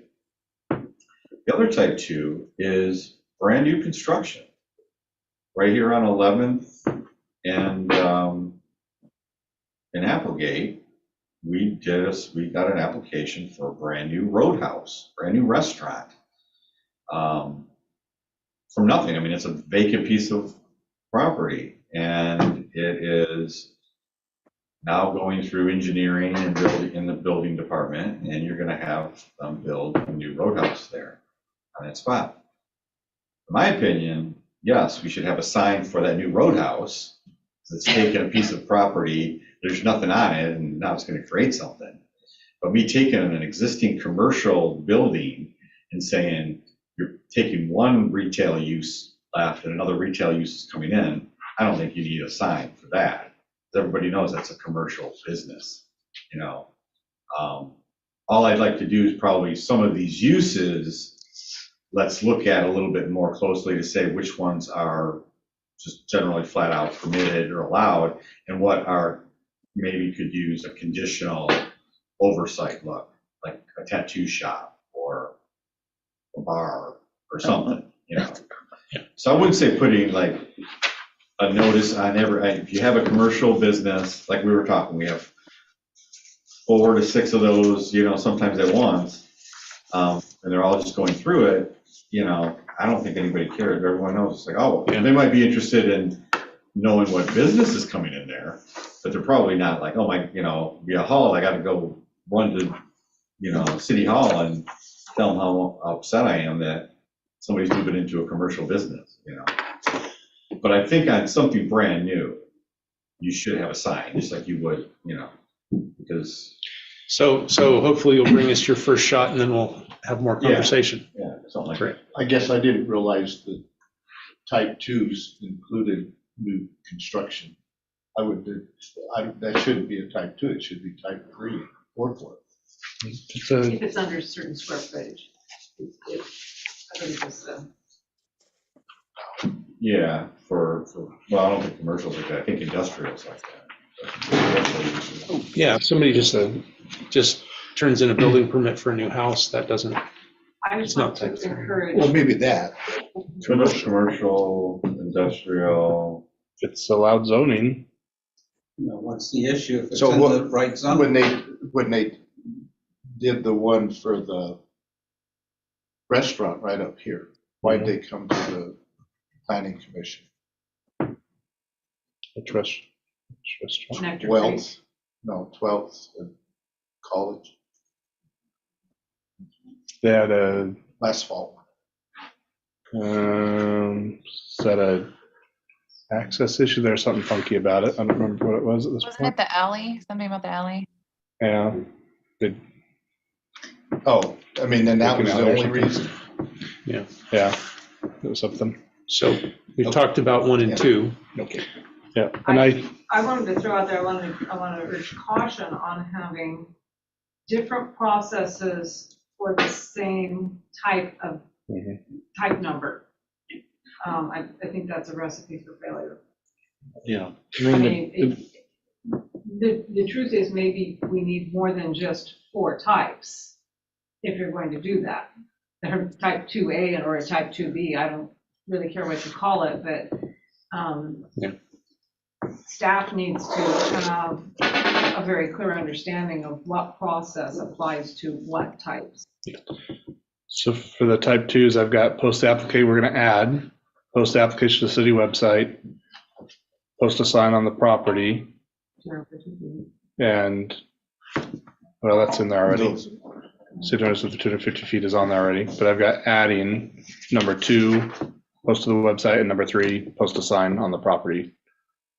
Directing to the active planning files. You included in the newsletter too?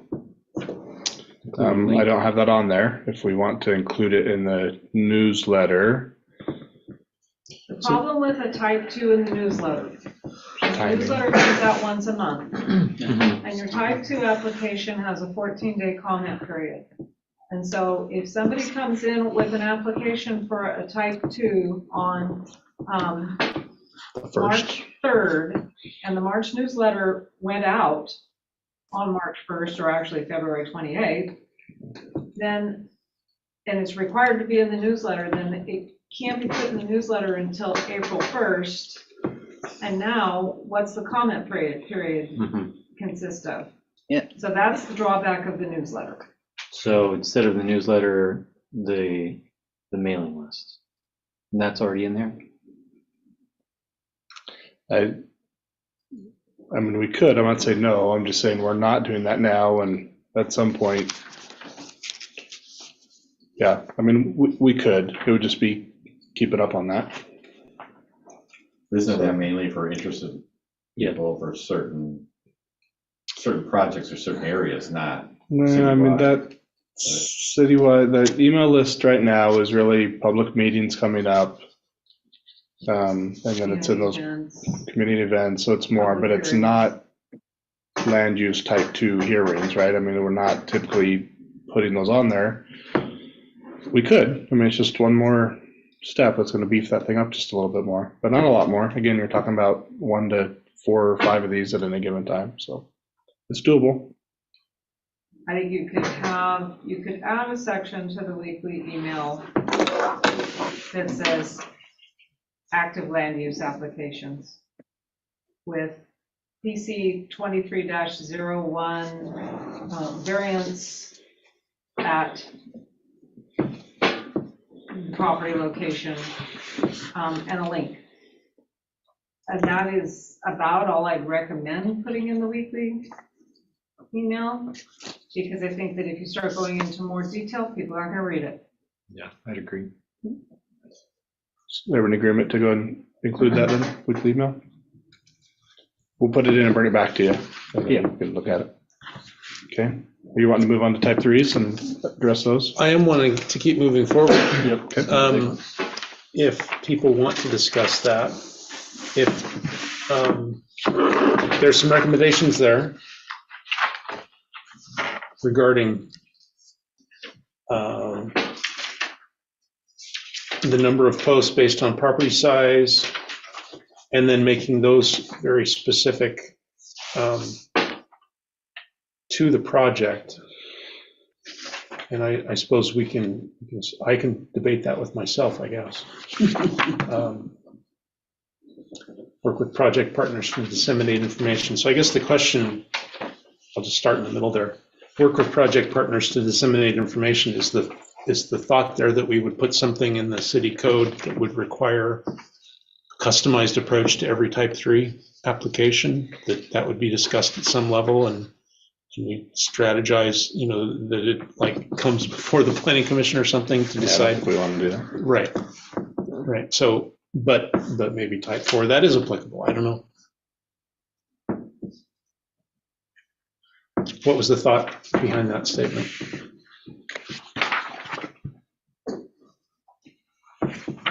So, I didn't write it. What was the thought? It came from somewhere. What was the thought behind the words "work with"? That sounds like project partners to disseminate information. Well, the next one is kind of wishy-washy too. Mm-hmm. I'll just add, I think one of the things that we've talked about that's not in here, it's a little more concrete than that, is the requirement for a neighborhood meeting. It's required for a subdivision. It's not required for many of the other type 3 land use applications. So in that case, what we would do is we wouldn't have any more specifics other than to say that as part of your application, you need to show that you've had a pre-application conference with staff.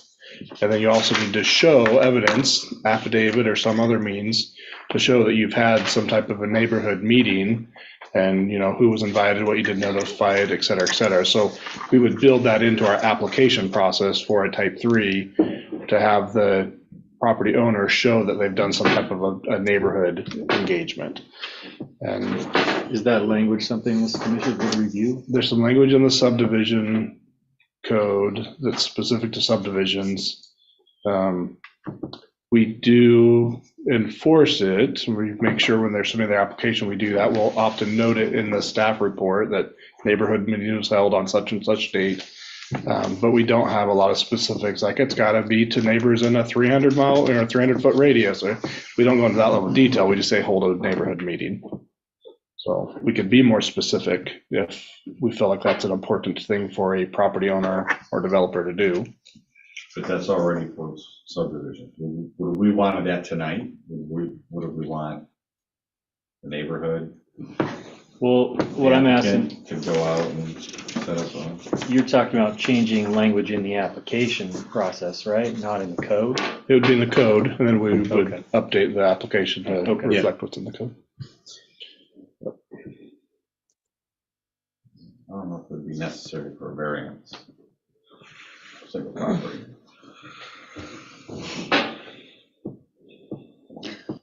What is a sensitive lands permit?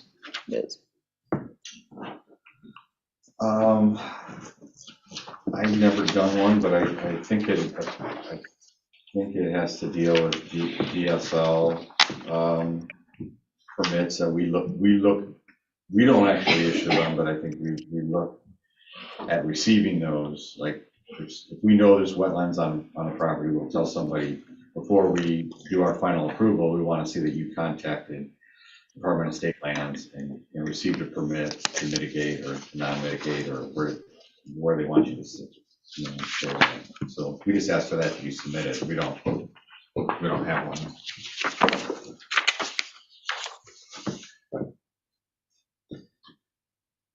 Looking at these, I kind of think that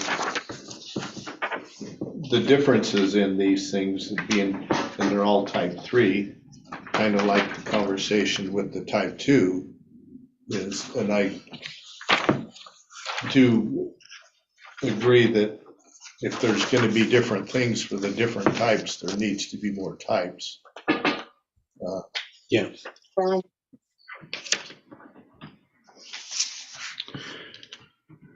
I mean, because some of these things are so much different.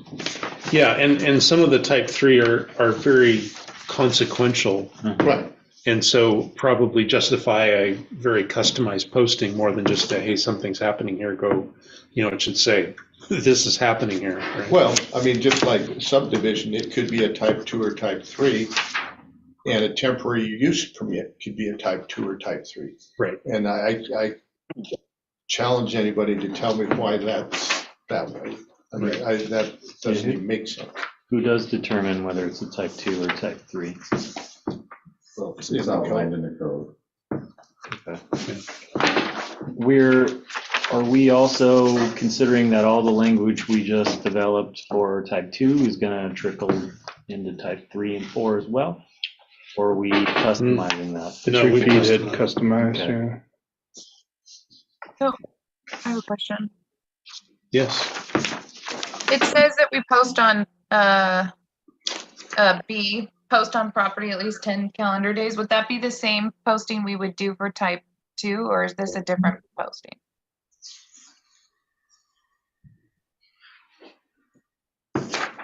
As far as the type of sign, Yeah, like is it your general one or is it something different altogether? I'd recommend a general one. I would recommend it be basically the same as what you're talking in the type 2. Yeah, okay, so this is something different right now. Well, I think that's what I was getting at is, we'd still have a type 2 posting saying, here's what's happening in the property. But then this section B, 10 calendar days before a hearing, would be a separate posting on-site, email, mailer, all that. Because it's a hearing, it's not just what's going on the site, right? Right, so instead we need to put something that sign goes up after the application or just like we did for type 2. Yeah, it's going to be the same though, because you're not going to post that until you've got an application received and a hearing date set. That's when you're going to post on the sign out to notify people that there's a hearing. And then even following the hearing, if the hearing's continued, that sign's going to stay there essentially till you've got a decision made. Okay. Very similar to a type 2. As soon as the application's complete, the sign's going to go out. Yeah. So I think those are the same sign, really. So then once the application's complete, there's 10 days until a hearing? Is that the timeline you're saying? Yeah, so, you don't want to put the sign up the day before the hearing, so it's at least 10 days before the hearing to get the sign out. Okay. We've got notification requirements for mailings and other stuff built in there as well, so there'll be some time. I do have one very specifically. You were about to say something. Go ahead. I was just going to say that I think some of these things, when you look at the code updates, that we should make some more specificity around these words about what the posting is and what's on it, and whether it's the generic one or something specific, because I feel like I'm hearing people say their own version of this and it doesn't line up. Yeah. And so even it kind of doesn't matter what you write in there as long as you write something in there so we can argue about it. To be clear, this is the section of the code on the posting requirement. And then there is a section of the code I believe separately, it says what's required to be in the notice or, Yeah. so. When I rewrote this the last time, I broke it down into those sections in order to make it clearer and easier to follow. Okay, this is what notification is required. This is what needs to be in the notification. Yeah. So I guess. So you're not seeing that entire thing. Yeah, completely. So I guess the point there is we need to see both of those things when we come back next time. Bring our code books. There's a lot we could look at too. It's in there. Commissioner Green has one. Yeah. Can I make a suggestion that we put the sign up the same time that the mailers go out or within a day or two? It says mailers mailed at least 20 days before the hearing date, but the sign goes up 10 days. Could we have those line up? Yeah. Oh, also the website. Yeah. So just like a blanketed 20 days if time allows, you know, if it doesn't, it doesn't, but. Would that be, would there be any constraints about city staff making that happen? Would that be hard to do? So I'm thinking through, I don't foresee a problem with the 20 days other than you see it, think about it, and forget about it in 20 days as opposed to 10 days where you see it, think about it, and go to the meeting, you know? But it stays up the whole time, right? Like we're not taking it down. Does. I'm going to make a little bit of a general statement, and I want a little bit of grace when I say it. And Ruth alluded to this a little bit as well, so we're on the same page. When my experience has been, when a development gets approved that is controversial or the neighbors don't want, which is, by the way, just about every development that ever gets approved, there is somebody who's opposed to it. And if they've testified, they have standing with the Land Use Board of Appeals to appeal that decision. When they appeal these decisions, it's not because I don't want this in my backyard, I don't want this next door to me. It's because the city failed to post this 20 days prior to the hearing. They posted it 19 days prior to. They didn't meet their code. They need to go back and redo it. It's on the technicalities. And this is where they look, is in the details on what it is that they're going to appeal. It's not, I don't like it. It's the city failed to meet this requirement and this requirement and this requirement. Oh, and by the way, they missed this by literally a day or a couple of hours. So we just want to be careful when we're scripting this, that we're mindful of that, because again, we'll just end up redoing that entire process, which means we're not doing other things. We're redoing processes because of these technicalities that get missed. Now, that's staff's job to implement them, but when we say staff, we're talking about this people in this room is your staff that's doing this work, right? So let me clarify, it's us, and then it's a coordination. I don't go plant signs on property. I'm gonna be honest. City works, right? I hand those off to Public Works. Yeah. But that means I need Public Works available to do it. You gotta put in a work And order if with it's them.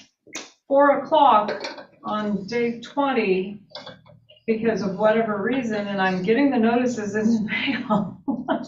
Yeah. So would it be possible for you guys to talk with Public Works to determine what's a reasonable timeline? Well, it's a matter of coordination. Yeah. I'm just trying to make sure that you understand it's not Definitely. just, If you take it from once every 2 weeks to now we're doing it 5 or 6 times. Yeah.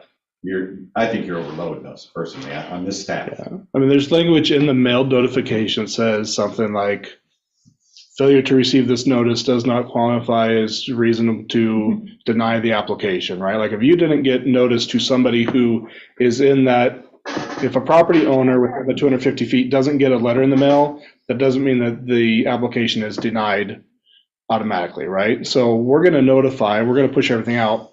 But if somebody gets missed for whatever reason, that's not grounds for denying a land use application. Again, so now on the signage, failure to see the sign posted does not, so we just, again, there's repercussions for every good deed, every bit we're going to push out. There's going to be these kind of ripple effects on how it could negatively impact a property owner's ability to legally develop their property. I think what you got here on the posted property, posted website, and also the mailing, I'm not on the side for where the mailing is, but the property and website says at least 20 days or 10 days. If we put in here at least 10 days prior, but the goal of city staff is understood that we're going to try and have it out there by 20 days, that, I mean, I think that sort of thing would address what you're describing. In practical terms, we don't want to touch the file every single day, right? We're going to get notice out to DLCD or wherever needs to get the notice. Once the notice is complete, we've got a hearing date set.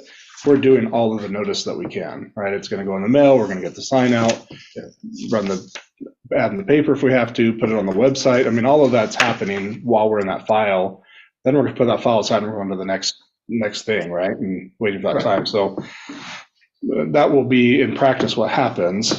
Again, I just don't want to, and I'm not necessarily opposed to the 2020 or the 1010 or 2010. Yeah. I'm just trying to big picture be mindful of not putting too many strings around the wrists. At least. Yeah. It just seems like you'd want them both to go out at the same time, whether it's shorter or longer, so that the communication is out at once. You're done. You know, this is when we did it. We've informed you. And then they have time to, you know, think it through and, you know, comment if necessary. I think, I don't know, me personally, I would be fine if you guys want to change to 14 as a happy medium, 10, 20, whatever you guys decide as staff is a reasonable timeline. I think, you know, I don't know, I don't want to speak for everyone on the commission, but I'm definitely ready to review that. So if we want at least 14 days for both the mailings and the signs, 2 weeks, just write it up that way and Yeah. sure. County does 14 days. Like I always thought 20 days came from the state, but then found out that because the state or the county does 14 days. Is that business? 14 business, or are we just doing a solid 2 weeks? The language in the code talks about calendar days on most of these other items, so I think we want to. Okay. 14 days would be consistent with your type 2 notice also. Yeah. Like that. Okay. It is a calendaring challenge. Yeah. Wow. Yeah, I can assure you, Leilani's calendar has a checklist every day. When we have an application, she goes in and drops dates when every step needs to be completed by. Yep. Yeah, there's a lot of those things that have to happen, you know, for the, you know, to kind of keep the thing moving along for the, you know, the applicant. And the city has to do it within those time periods, or they, you know, they come back on them too. So December applications are not going to be fun. Hitting 2 holidays. yeah. We canceled the December planning commission. I would like to add or ask the question on this, the type 3s, in addition to what's here, other than your first question about work with, I don't know how, that doesn't seem like it's very clear of what's supposed to happen. But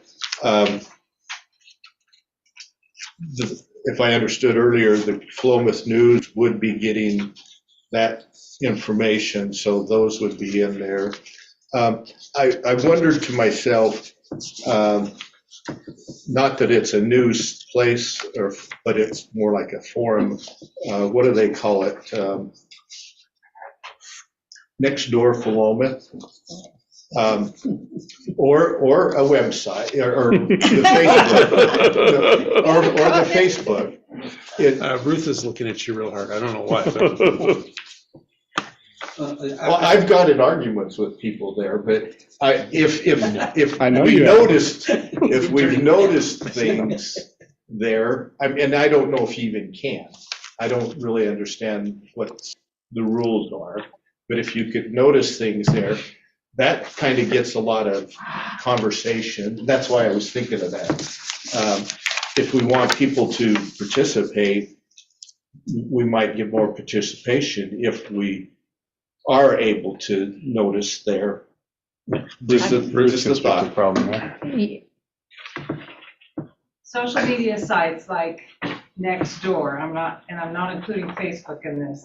The social media site such as Nextdoor has some serious drawbacks in that we don't have the creation of a public record has to be able to be maintained by the city.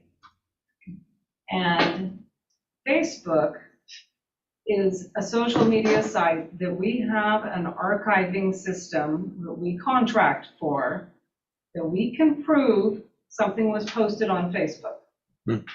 We can prove something was posted on our website. But I can change the website, but I can go back and I can prove to you what was on there last Friday or 6 months ago. On Nextdoor, an administrator can delete any thread they want at any time.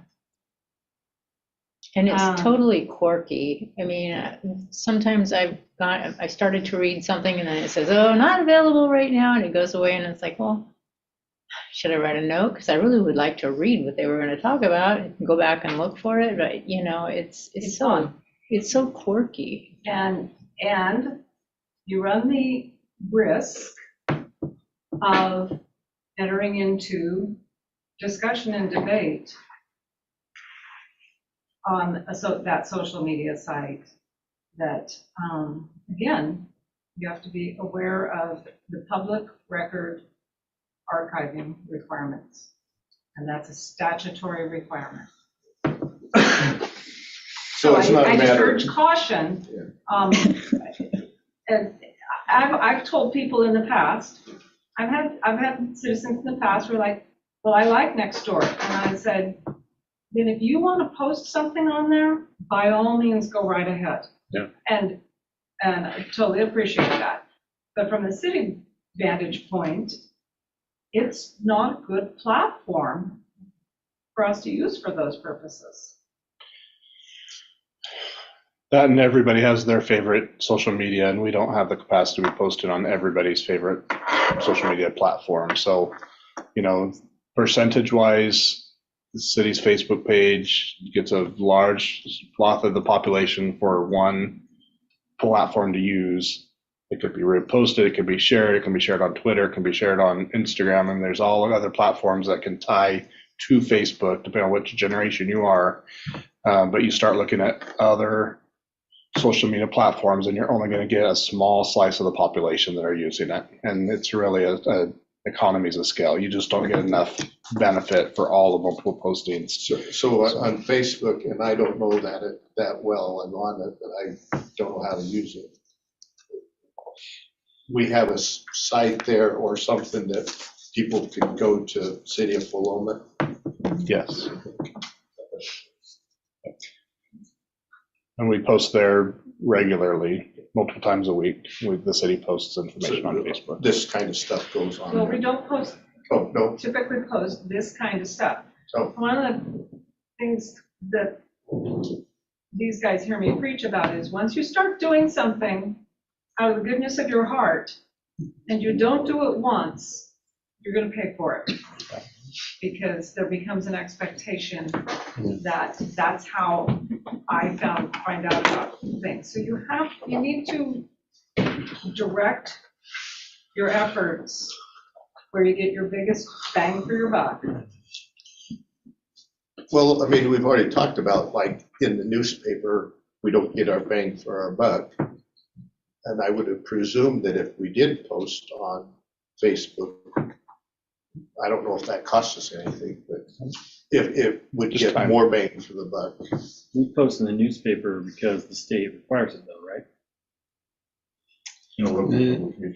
No, I heard that we require it. Our code requires it, the state doesn't require it. The state requires us to have a citizen involvement chapter in our comprehensive plan and to follow it. That's what the state requires. everything else we've put upon ourselves. I mean, in my mind, if we were doing it there on Facebook, I mean, and just throwing that idea out there, as opposed to in the newspaper, I guess in my mind, there would be more hits on it, so to speak. And I guess save us a lot of money for that matter too. Ruth, do you know how many people follow the City of Philomath page? On Facebook? Yeah. 1,200, I Some think. research being done. Well, the thing too would be is in our monthly newsletter, whatever we roll out, I would want us to roll out and say, these are all the places you can get all this information, or something like that. And I assume you would begin to get more hits City on stuff. has 1,300 followers on Facebook. So that's more than the 300 people on the interested list. Isn't that what you You said? just have to remember that, each thing you add is additional staff time, Right. additional steps, boxes that need to be checked off. And we cannot afford to miss any of those boxes. Catherine's nodding her head. We cannot afford, we can't just try to do it. We have to do it. I'm just here to tell you whether or not something is legal, not whether it's a bad idea. I agree that, the less complicated it is, the easier it is for the city to defend what it's done, and the easier it is for the process to move along. There are, costs and benefits to each thing you might want to do. So benefit of reaching more people, the cost would be, it's going to take longer to do. The process is going to be more complicated, and thinking about, okay, what's going to be the process down the road if that particular venue isn't available. So if Facebook for some reason starts charging for this, or something to that effect, or like we said, how are we going to capture that record that we've done something in a way that's going to be a legitimate record? If we publish with the newspaper, we get various copies of things, such as what is the draft that we're publishing, and then usually we can enact date of publishing if that's what we need. But Facebook's social media versus a paper media, it's the pros and cons. And so, yeah, we could totally try to implement all these different things, but as you've heard multiple times tonight, it's going to be hard. I think the other thing about Facebook, though, is that you get those conversations going, and some of them may be really great, and some of them need an administrator, to crack down on it. And so somebody really has to be watching. The other problem, though, just to pop on, is city council members and planning commission members, if this becomes something that's quasi-judicial, cannot be a part of that. You cannot look at it. You cannot have people bring it to you, because especially, so a type 3 process where it's a quasi-judicial process, you're supposed to be an impartial tribunal. And if you're going through all of these Facebook comments, you have to disclose everything that you read, or anything that would be impacting your decision that's not part of the record. And to add on to that, do those people who make a comment on Facebook think that they have just testified? Because they haven't. And I'm not concerned about that. If we don't do Facebook, that's probably the most bang for the buck we'll ever get. And if we don't figure out a way to do that, at least on type 3s and 4s, I think all this rest of this is probably not going to be very useful. To me, and you've already said, you can prove that it was on there. So the issue of being able to prove it, we can prove it. If it changes, like you were saying, and they want to start charging, we can change how we do things if we can't. We don't feel like we can. Commissioner Jessup. I have a couple questions. So first question, I guess to you, Ruth, is it possible for the city to post on Facebook and turn off comments so that we wouldn't have a disclosure issue if Yes. we were to, that's possible? It's not always a popular thing to do that, but Okay. yes. We may consider that as an alternative. That's my other question I was going to ask. Sorry, I just forgot. Short of writing social media into our code, is there any way that, you know, we would kind of be leaving it to the discretion of the staff to do whatever is convenient or possible, you know, due to staff limitations? Is there anything that this commission can direct the city or the staff that, you know, we want to be posting once a month or whatever?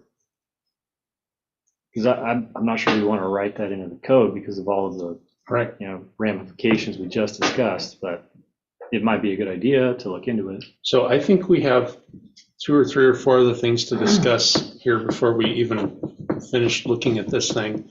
If we're going to be here more than another 10 or 15 minutes, I'd like to take another brief recess, or we can just push through tonight and be done quick. Does anybody have any strong opinions?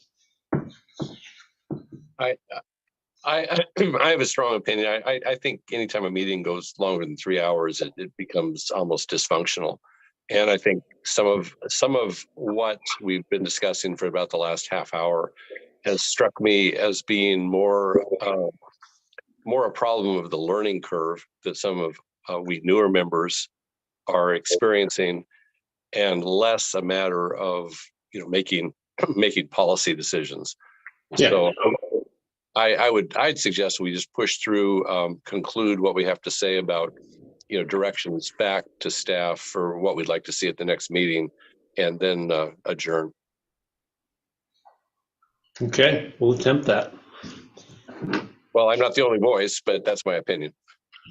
I second it. All right. You're not alone. I agree with you. However, there are times from time to time when it's important to keep going and go longer than 3 hours, but let's try to make that very rare.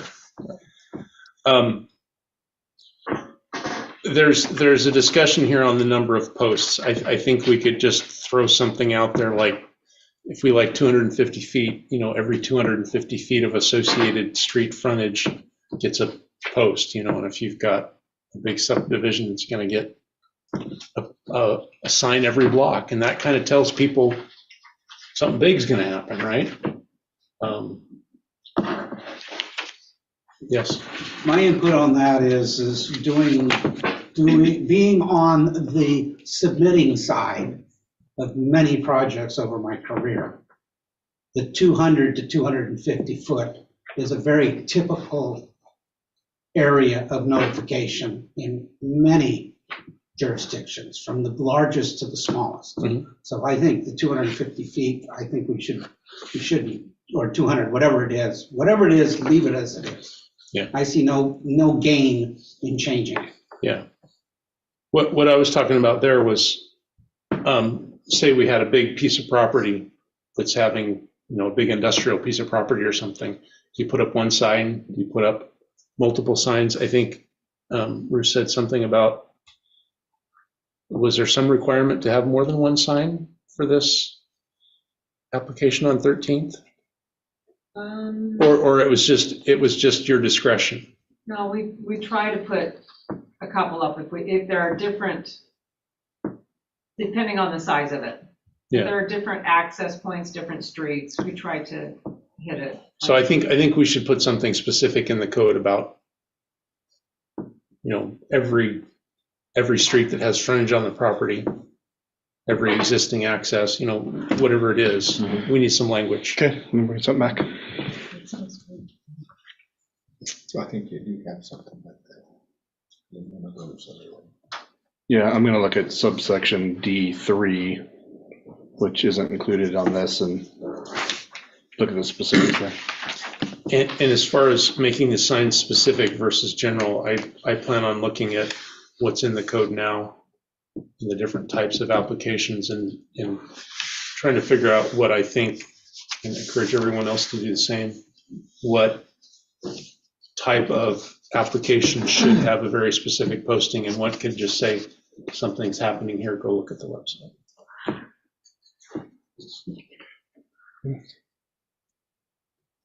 And then I have a question in my mind about the type 4, the really big things. With us being the citizen involvement group, there could be a role for us to customize large things. Like I think we absolutely need to customize our current work on the zoning changes and have a very specific discussion here in the next meeting about what our public involvement process ought to be for the entire remainder of the work that we're doing after the comprehensive plan update. And that's not spelled out in the code right now, but it possibly could be.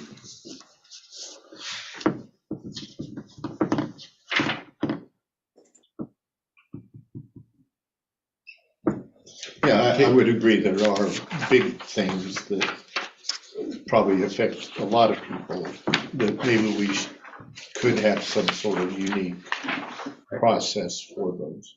I don't disagree with that. Like deciding when a mailer to every address in the city is appropriate. And either that could be a decision every time, or it could be something we could specify in the code. Couldn't we write discretionary sections in the code? They gotta be clear and objective, right? Well, like a line saying, the commission at their discretion can decide when to send a letter or when to send mailers. No? Okay. Yeah, because there's so much stuff that comes to us for our quasi-judicial hearings that exists in the gray area. If we also get to decide what every applicant has to do, then we can totally steer the process in a very obscure way.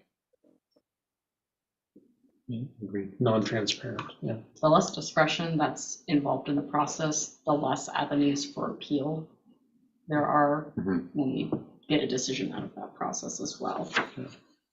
Because the idea being that there was minimal to no discretion, therefore we are simply applying the code, and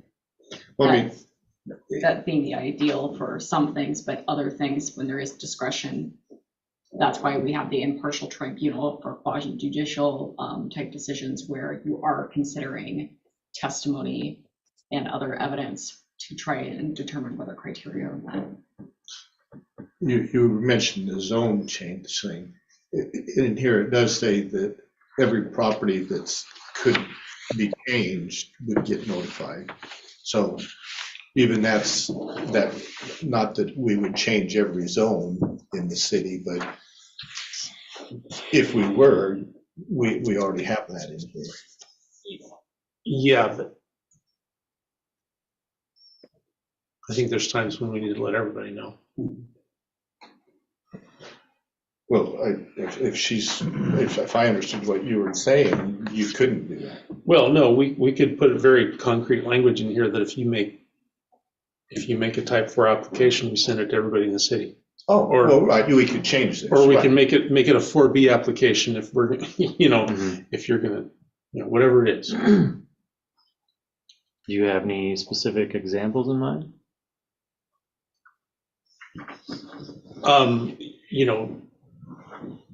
Subdivisions over a certain size, developments of, My plan is to knock on every door on College Street. For that portion.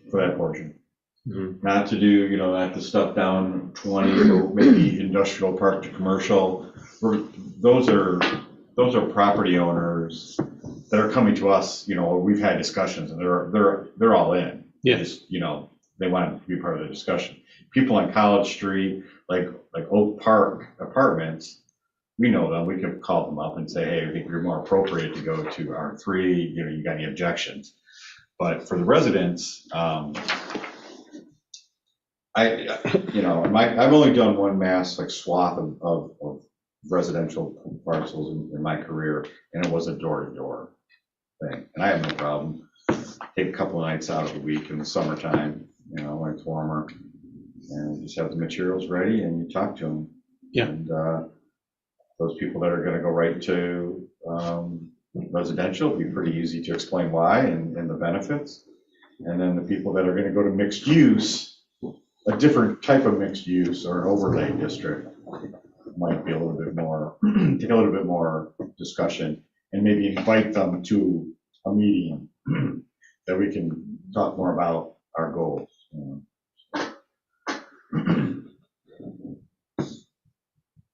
So they're gonna take all day. I mean, it's well, I'm just thinking that, yeah, no, I need to look at it more to understand what it is. But I think if we're going to change something that now looks completely residential and we're going to make it mixed use, that's something that everybody in the city might be interested in.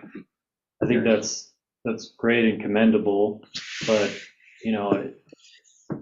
I think we need to decide if the city wants to hold ourselves to that standard. If there's another revision in the future, do we want to go door to door? We want to mail the whole city? We do it when we feel like it, or you got someone like an idiot like me that would do it. So well, that seems because other times, Yeah. you're just going to. Yeah, but we wouldn't put that as a requirement. Yeah.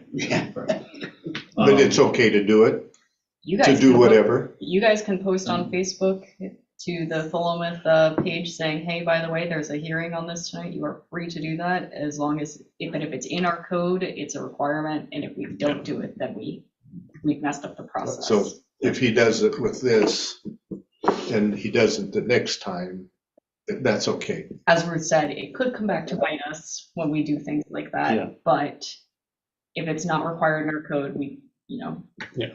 That's what we're talking about. Does the city want to hold itself to that kind of standard?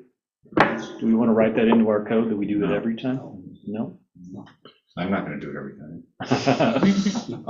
But then as far as your thing about mixed use, our mixed use that we're talking about, and we haven't, I think, had a full discussion on it, is already mixed use. So we're not changing residential mixed use, but we still do want to get as many people in the city involved in aspects of calling them. But again, I don't think you're saying everybody in the city can't have that attitude where we're going to do our best. We're going to change a few things, tweak a few things, hope for the best, maybe monitor to see how much uptick of interest we get. But there's no way we're going to get the whole city. There's no way. No. I meant the citywide mailer. Yeah, we're going to get these huge informational. I wouldn't even expect to have 20 people in our audience every next meetings and stuff. Just hope that we get a little bit more comment, gets a little bit more out there, and maybe some of the bigger events we get people type in, brought in. So more specifically, if we're looking at the type 4, so say we've got an annexation up on North 12th Street that wants to annex in 25 acres, 30 acres, they want to annex in on that alone. So you got an annexation north end of 12th Street. What kind of notification do you think that we as the city should be pushing out to the public? What does that look like to you?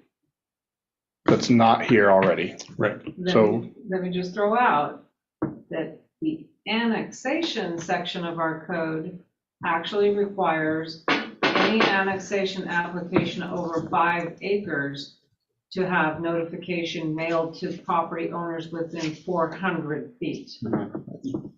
Now, it's quirky to have something like that that's different, that's buried in the application type.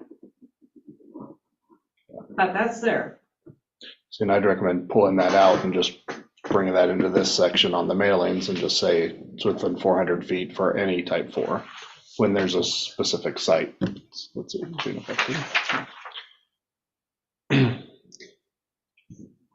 It seems like the desire to discuss things has ramped down. Yep. Is there anything that we have not hit yet that we need to touch tonight? Can I ask the commission to weigh in on the value of type 4 applications paying for a published notice in the newspaper in a Gazette time? versus some of the other things that you've tossed around in order to seemingly get more direct contact. Does the city pay for that notice currently? Yeah. I think for type 4, it's a little more reasonable. You know, it's a large project. There's a lot of money already involved, and I think that getting them to pay whatever it would be, $1,000 maybe. Well, I thought those applications are already $3,000. That's not already built in. Yeah. Yeah, I mean, the city pays for it, but we're collecting a $3,000 application fee for that application. And we're due for a review. In fact, when we get this part figured out, we're going to be reviewing our application fees and making sure that we're capturing all of these expenses, staff time, et cetera, mailings, all that gets included and rolled into that fee. It's the property owner that's getting the benefit, so the property owner pays the application fee. But on type 4s, about half of those, the city's the applicant, right? So now you put an expense on the city to do all of that. We don't pay ourselves. I mean, we do, but we don't, right? So that's just an added fee that we've done for a comp plan update. Like tonight, we got a public hearing, and maybe 2 months from now, what's the notification that we want to give the public about a public hearing to change the language on public notification and citizen involvement in land use process? One thing I have to say out loud is if we're talking about inclusion, it's a very small set of the population that's reading the Gazette Times. And it's a lot of money to subscribe to the actual printed newspaper, way more than it used to be. And I've heard numbers all over the place, but regardless, it seems that that's just not the thing anymore. I don't understand why we're doing those notices in the newspaper. Somehow we're missing it completely. So I don't think we've heard the magic idea that's going to fix that. I just have a lot of heartburn about making that newspaper notification the cornerstone of our compliance. The idea we're trying to capture more and more of the public, like, you know, notify more and more people, you know, between type 3 and type 4. I mean, is that what we're saying? What can we do beyond type 3 to get more people notified? Is that the question? All 4 of them. We want to notify more people. Well, we want to notify as many people as used to get notified 35 years ago when lots of people read the newspaper. High school students read the newspaper in the library at the school. Yeah. Yes. Oh, thank you. I just think it might be useful to see, you know, because this is happening all over Oregon where smaller communities are losing, you know, they're becoming news deserts. And it may be that other entities have developed other ways to notify that are responding to this problem. But I agree, if we have a choice, my choice would be to abandon what we're doing now in the GT because I don't think it's effective. And it just keeps getting more expensive. Yeah, I agree. Is there some consensus around looking at language to abandon GT, look at other notifications? I mean, we can send the public notice of the public hearing, and we can send that as a press release. It's essentially the same thing. So we can send it to the GT as a press release for a public meeting. They can post it or not post it. Our requirement is to send it to them, notify the press that we're having a meeting. We can send it to the Philomath News. They can post it or not post it. But our requirement would be that we notify the press or that we provide notice of the public hearing to the press. That's the requirement. Yeah. And that could include GT, Philomath News, whoever. And that's going to stay more flexible too. But in our code, our requirement is we've notified the press or given the press copy of the public notice. Yeah. I think that's a great alternative. So I wish we had more information on the demographic we're actually trying to capture, more information on what our communities actually, how to reach them. That may probably be on the scope. Facebook's a good place. So I think that closes our conversation on that agenda item, and the last item is a staff update, unless anybody looks me hard in the eye right now. Nobody did. So Staff update? We have it in writing here. I don't think we need anybody to read it to us, but are there any questions?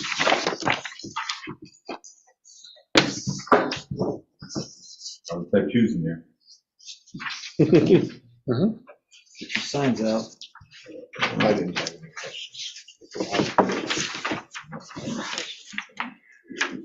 Okay, our next regular meeting is March 20th at 6 PM.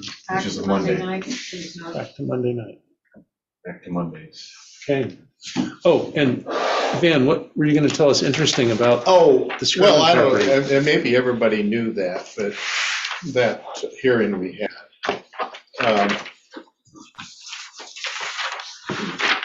If this road, going down through there, that used to be runway for their little mini airport, Oh, their private airport. I remember that. That was just it was like 3 years ago, so that came off the Google Maps. Before that was known as Skirvin Airstrip. Yeah. So Oh, was it? yeah, It was on Google Map, Yeah, yeah. it just came off like 3 years ago. Yeah, yeah. It was a sad day. Yeah. Yeah. All right, meeting adjourned.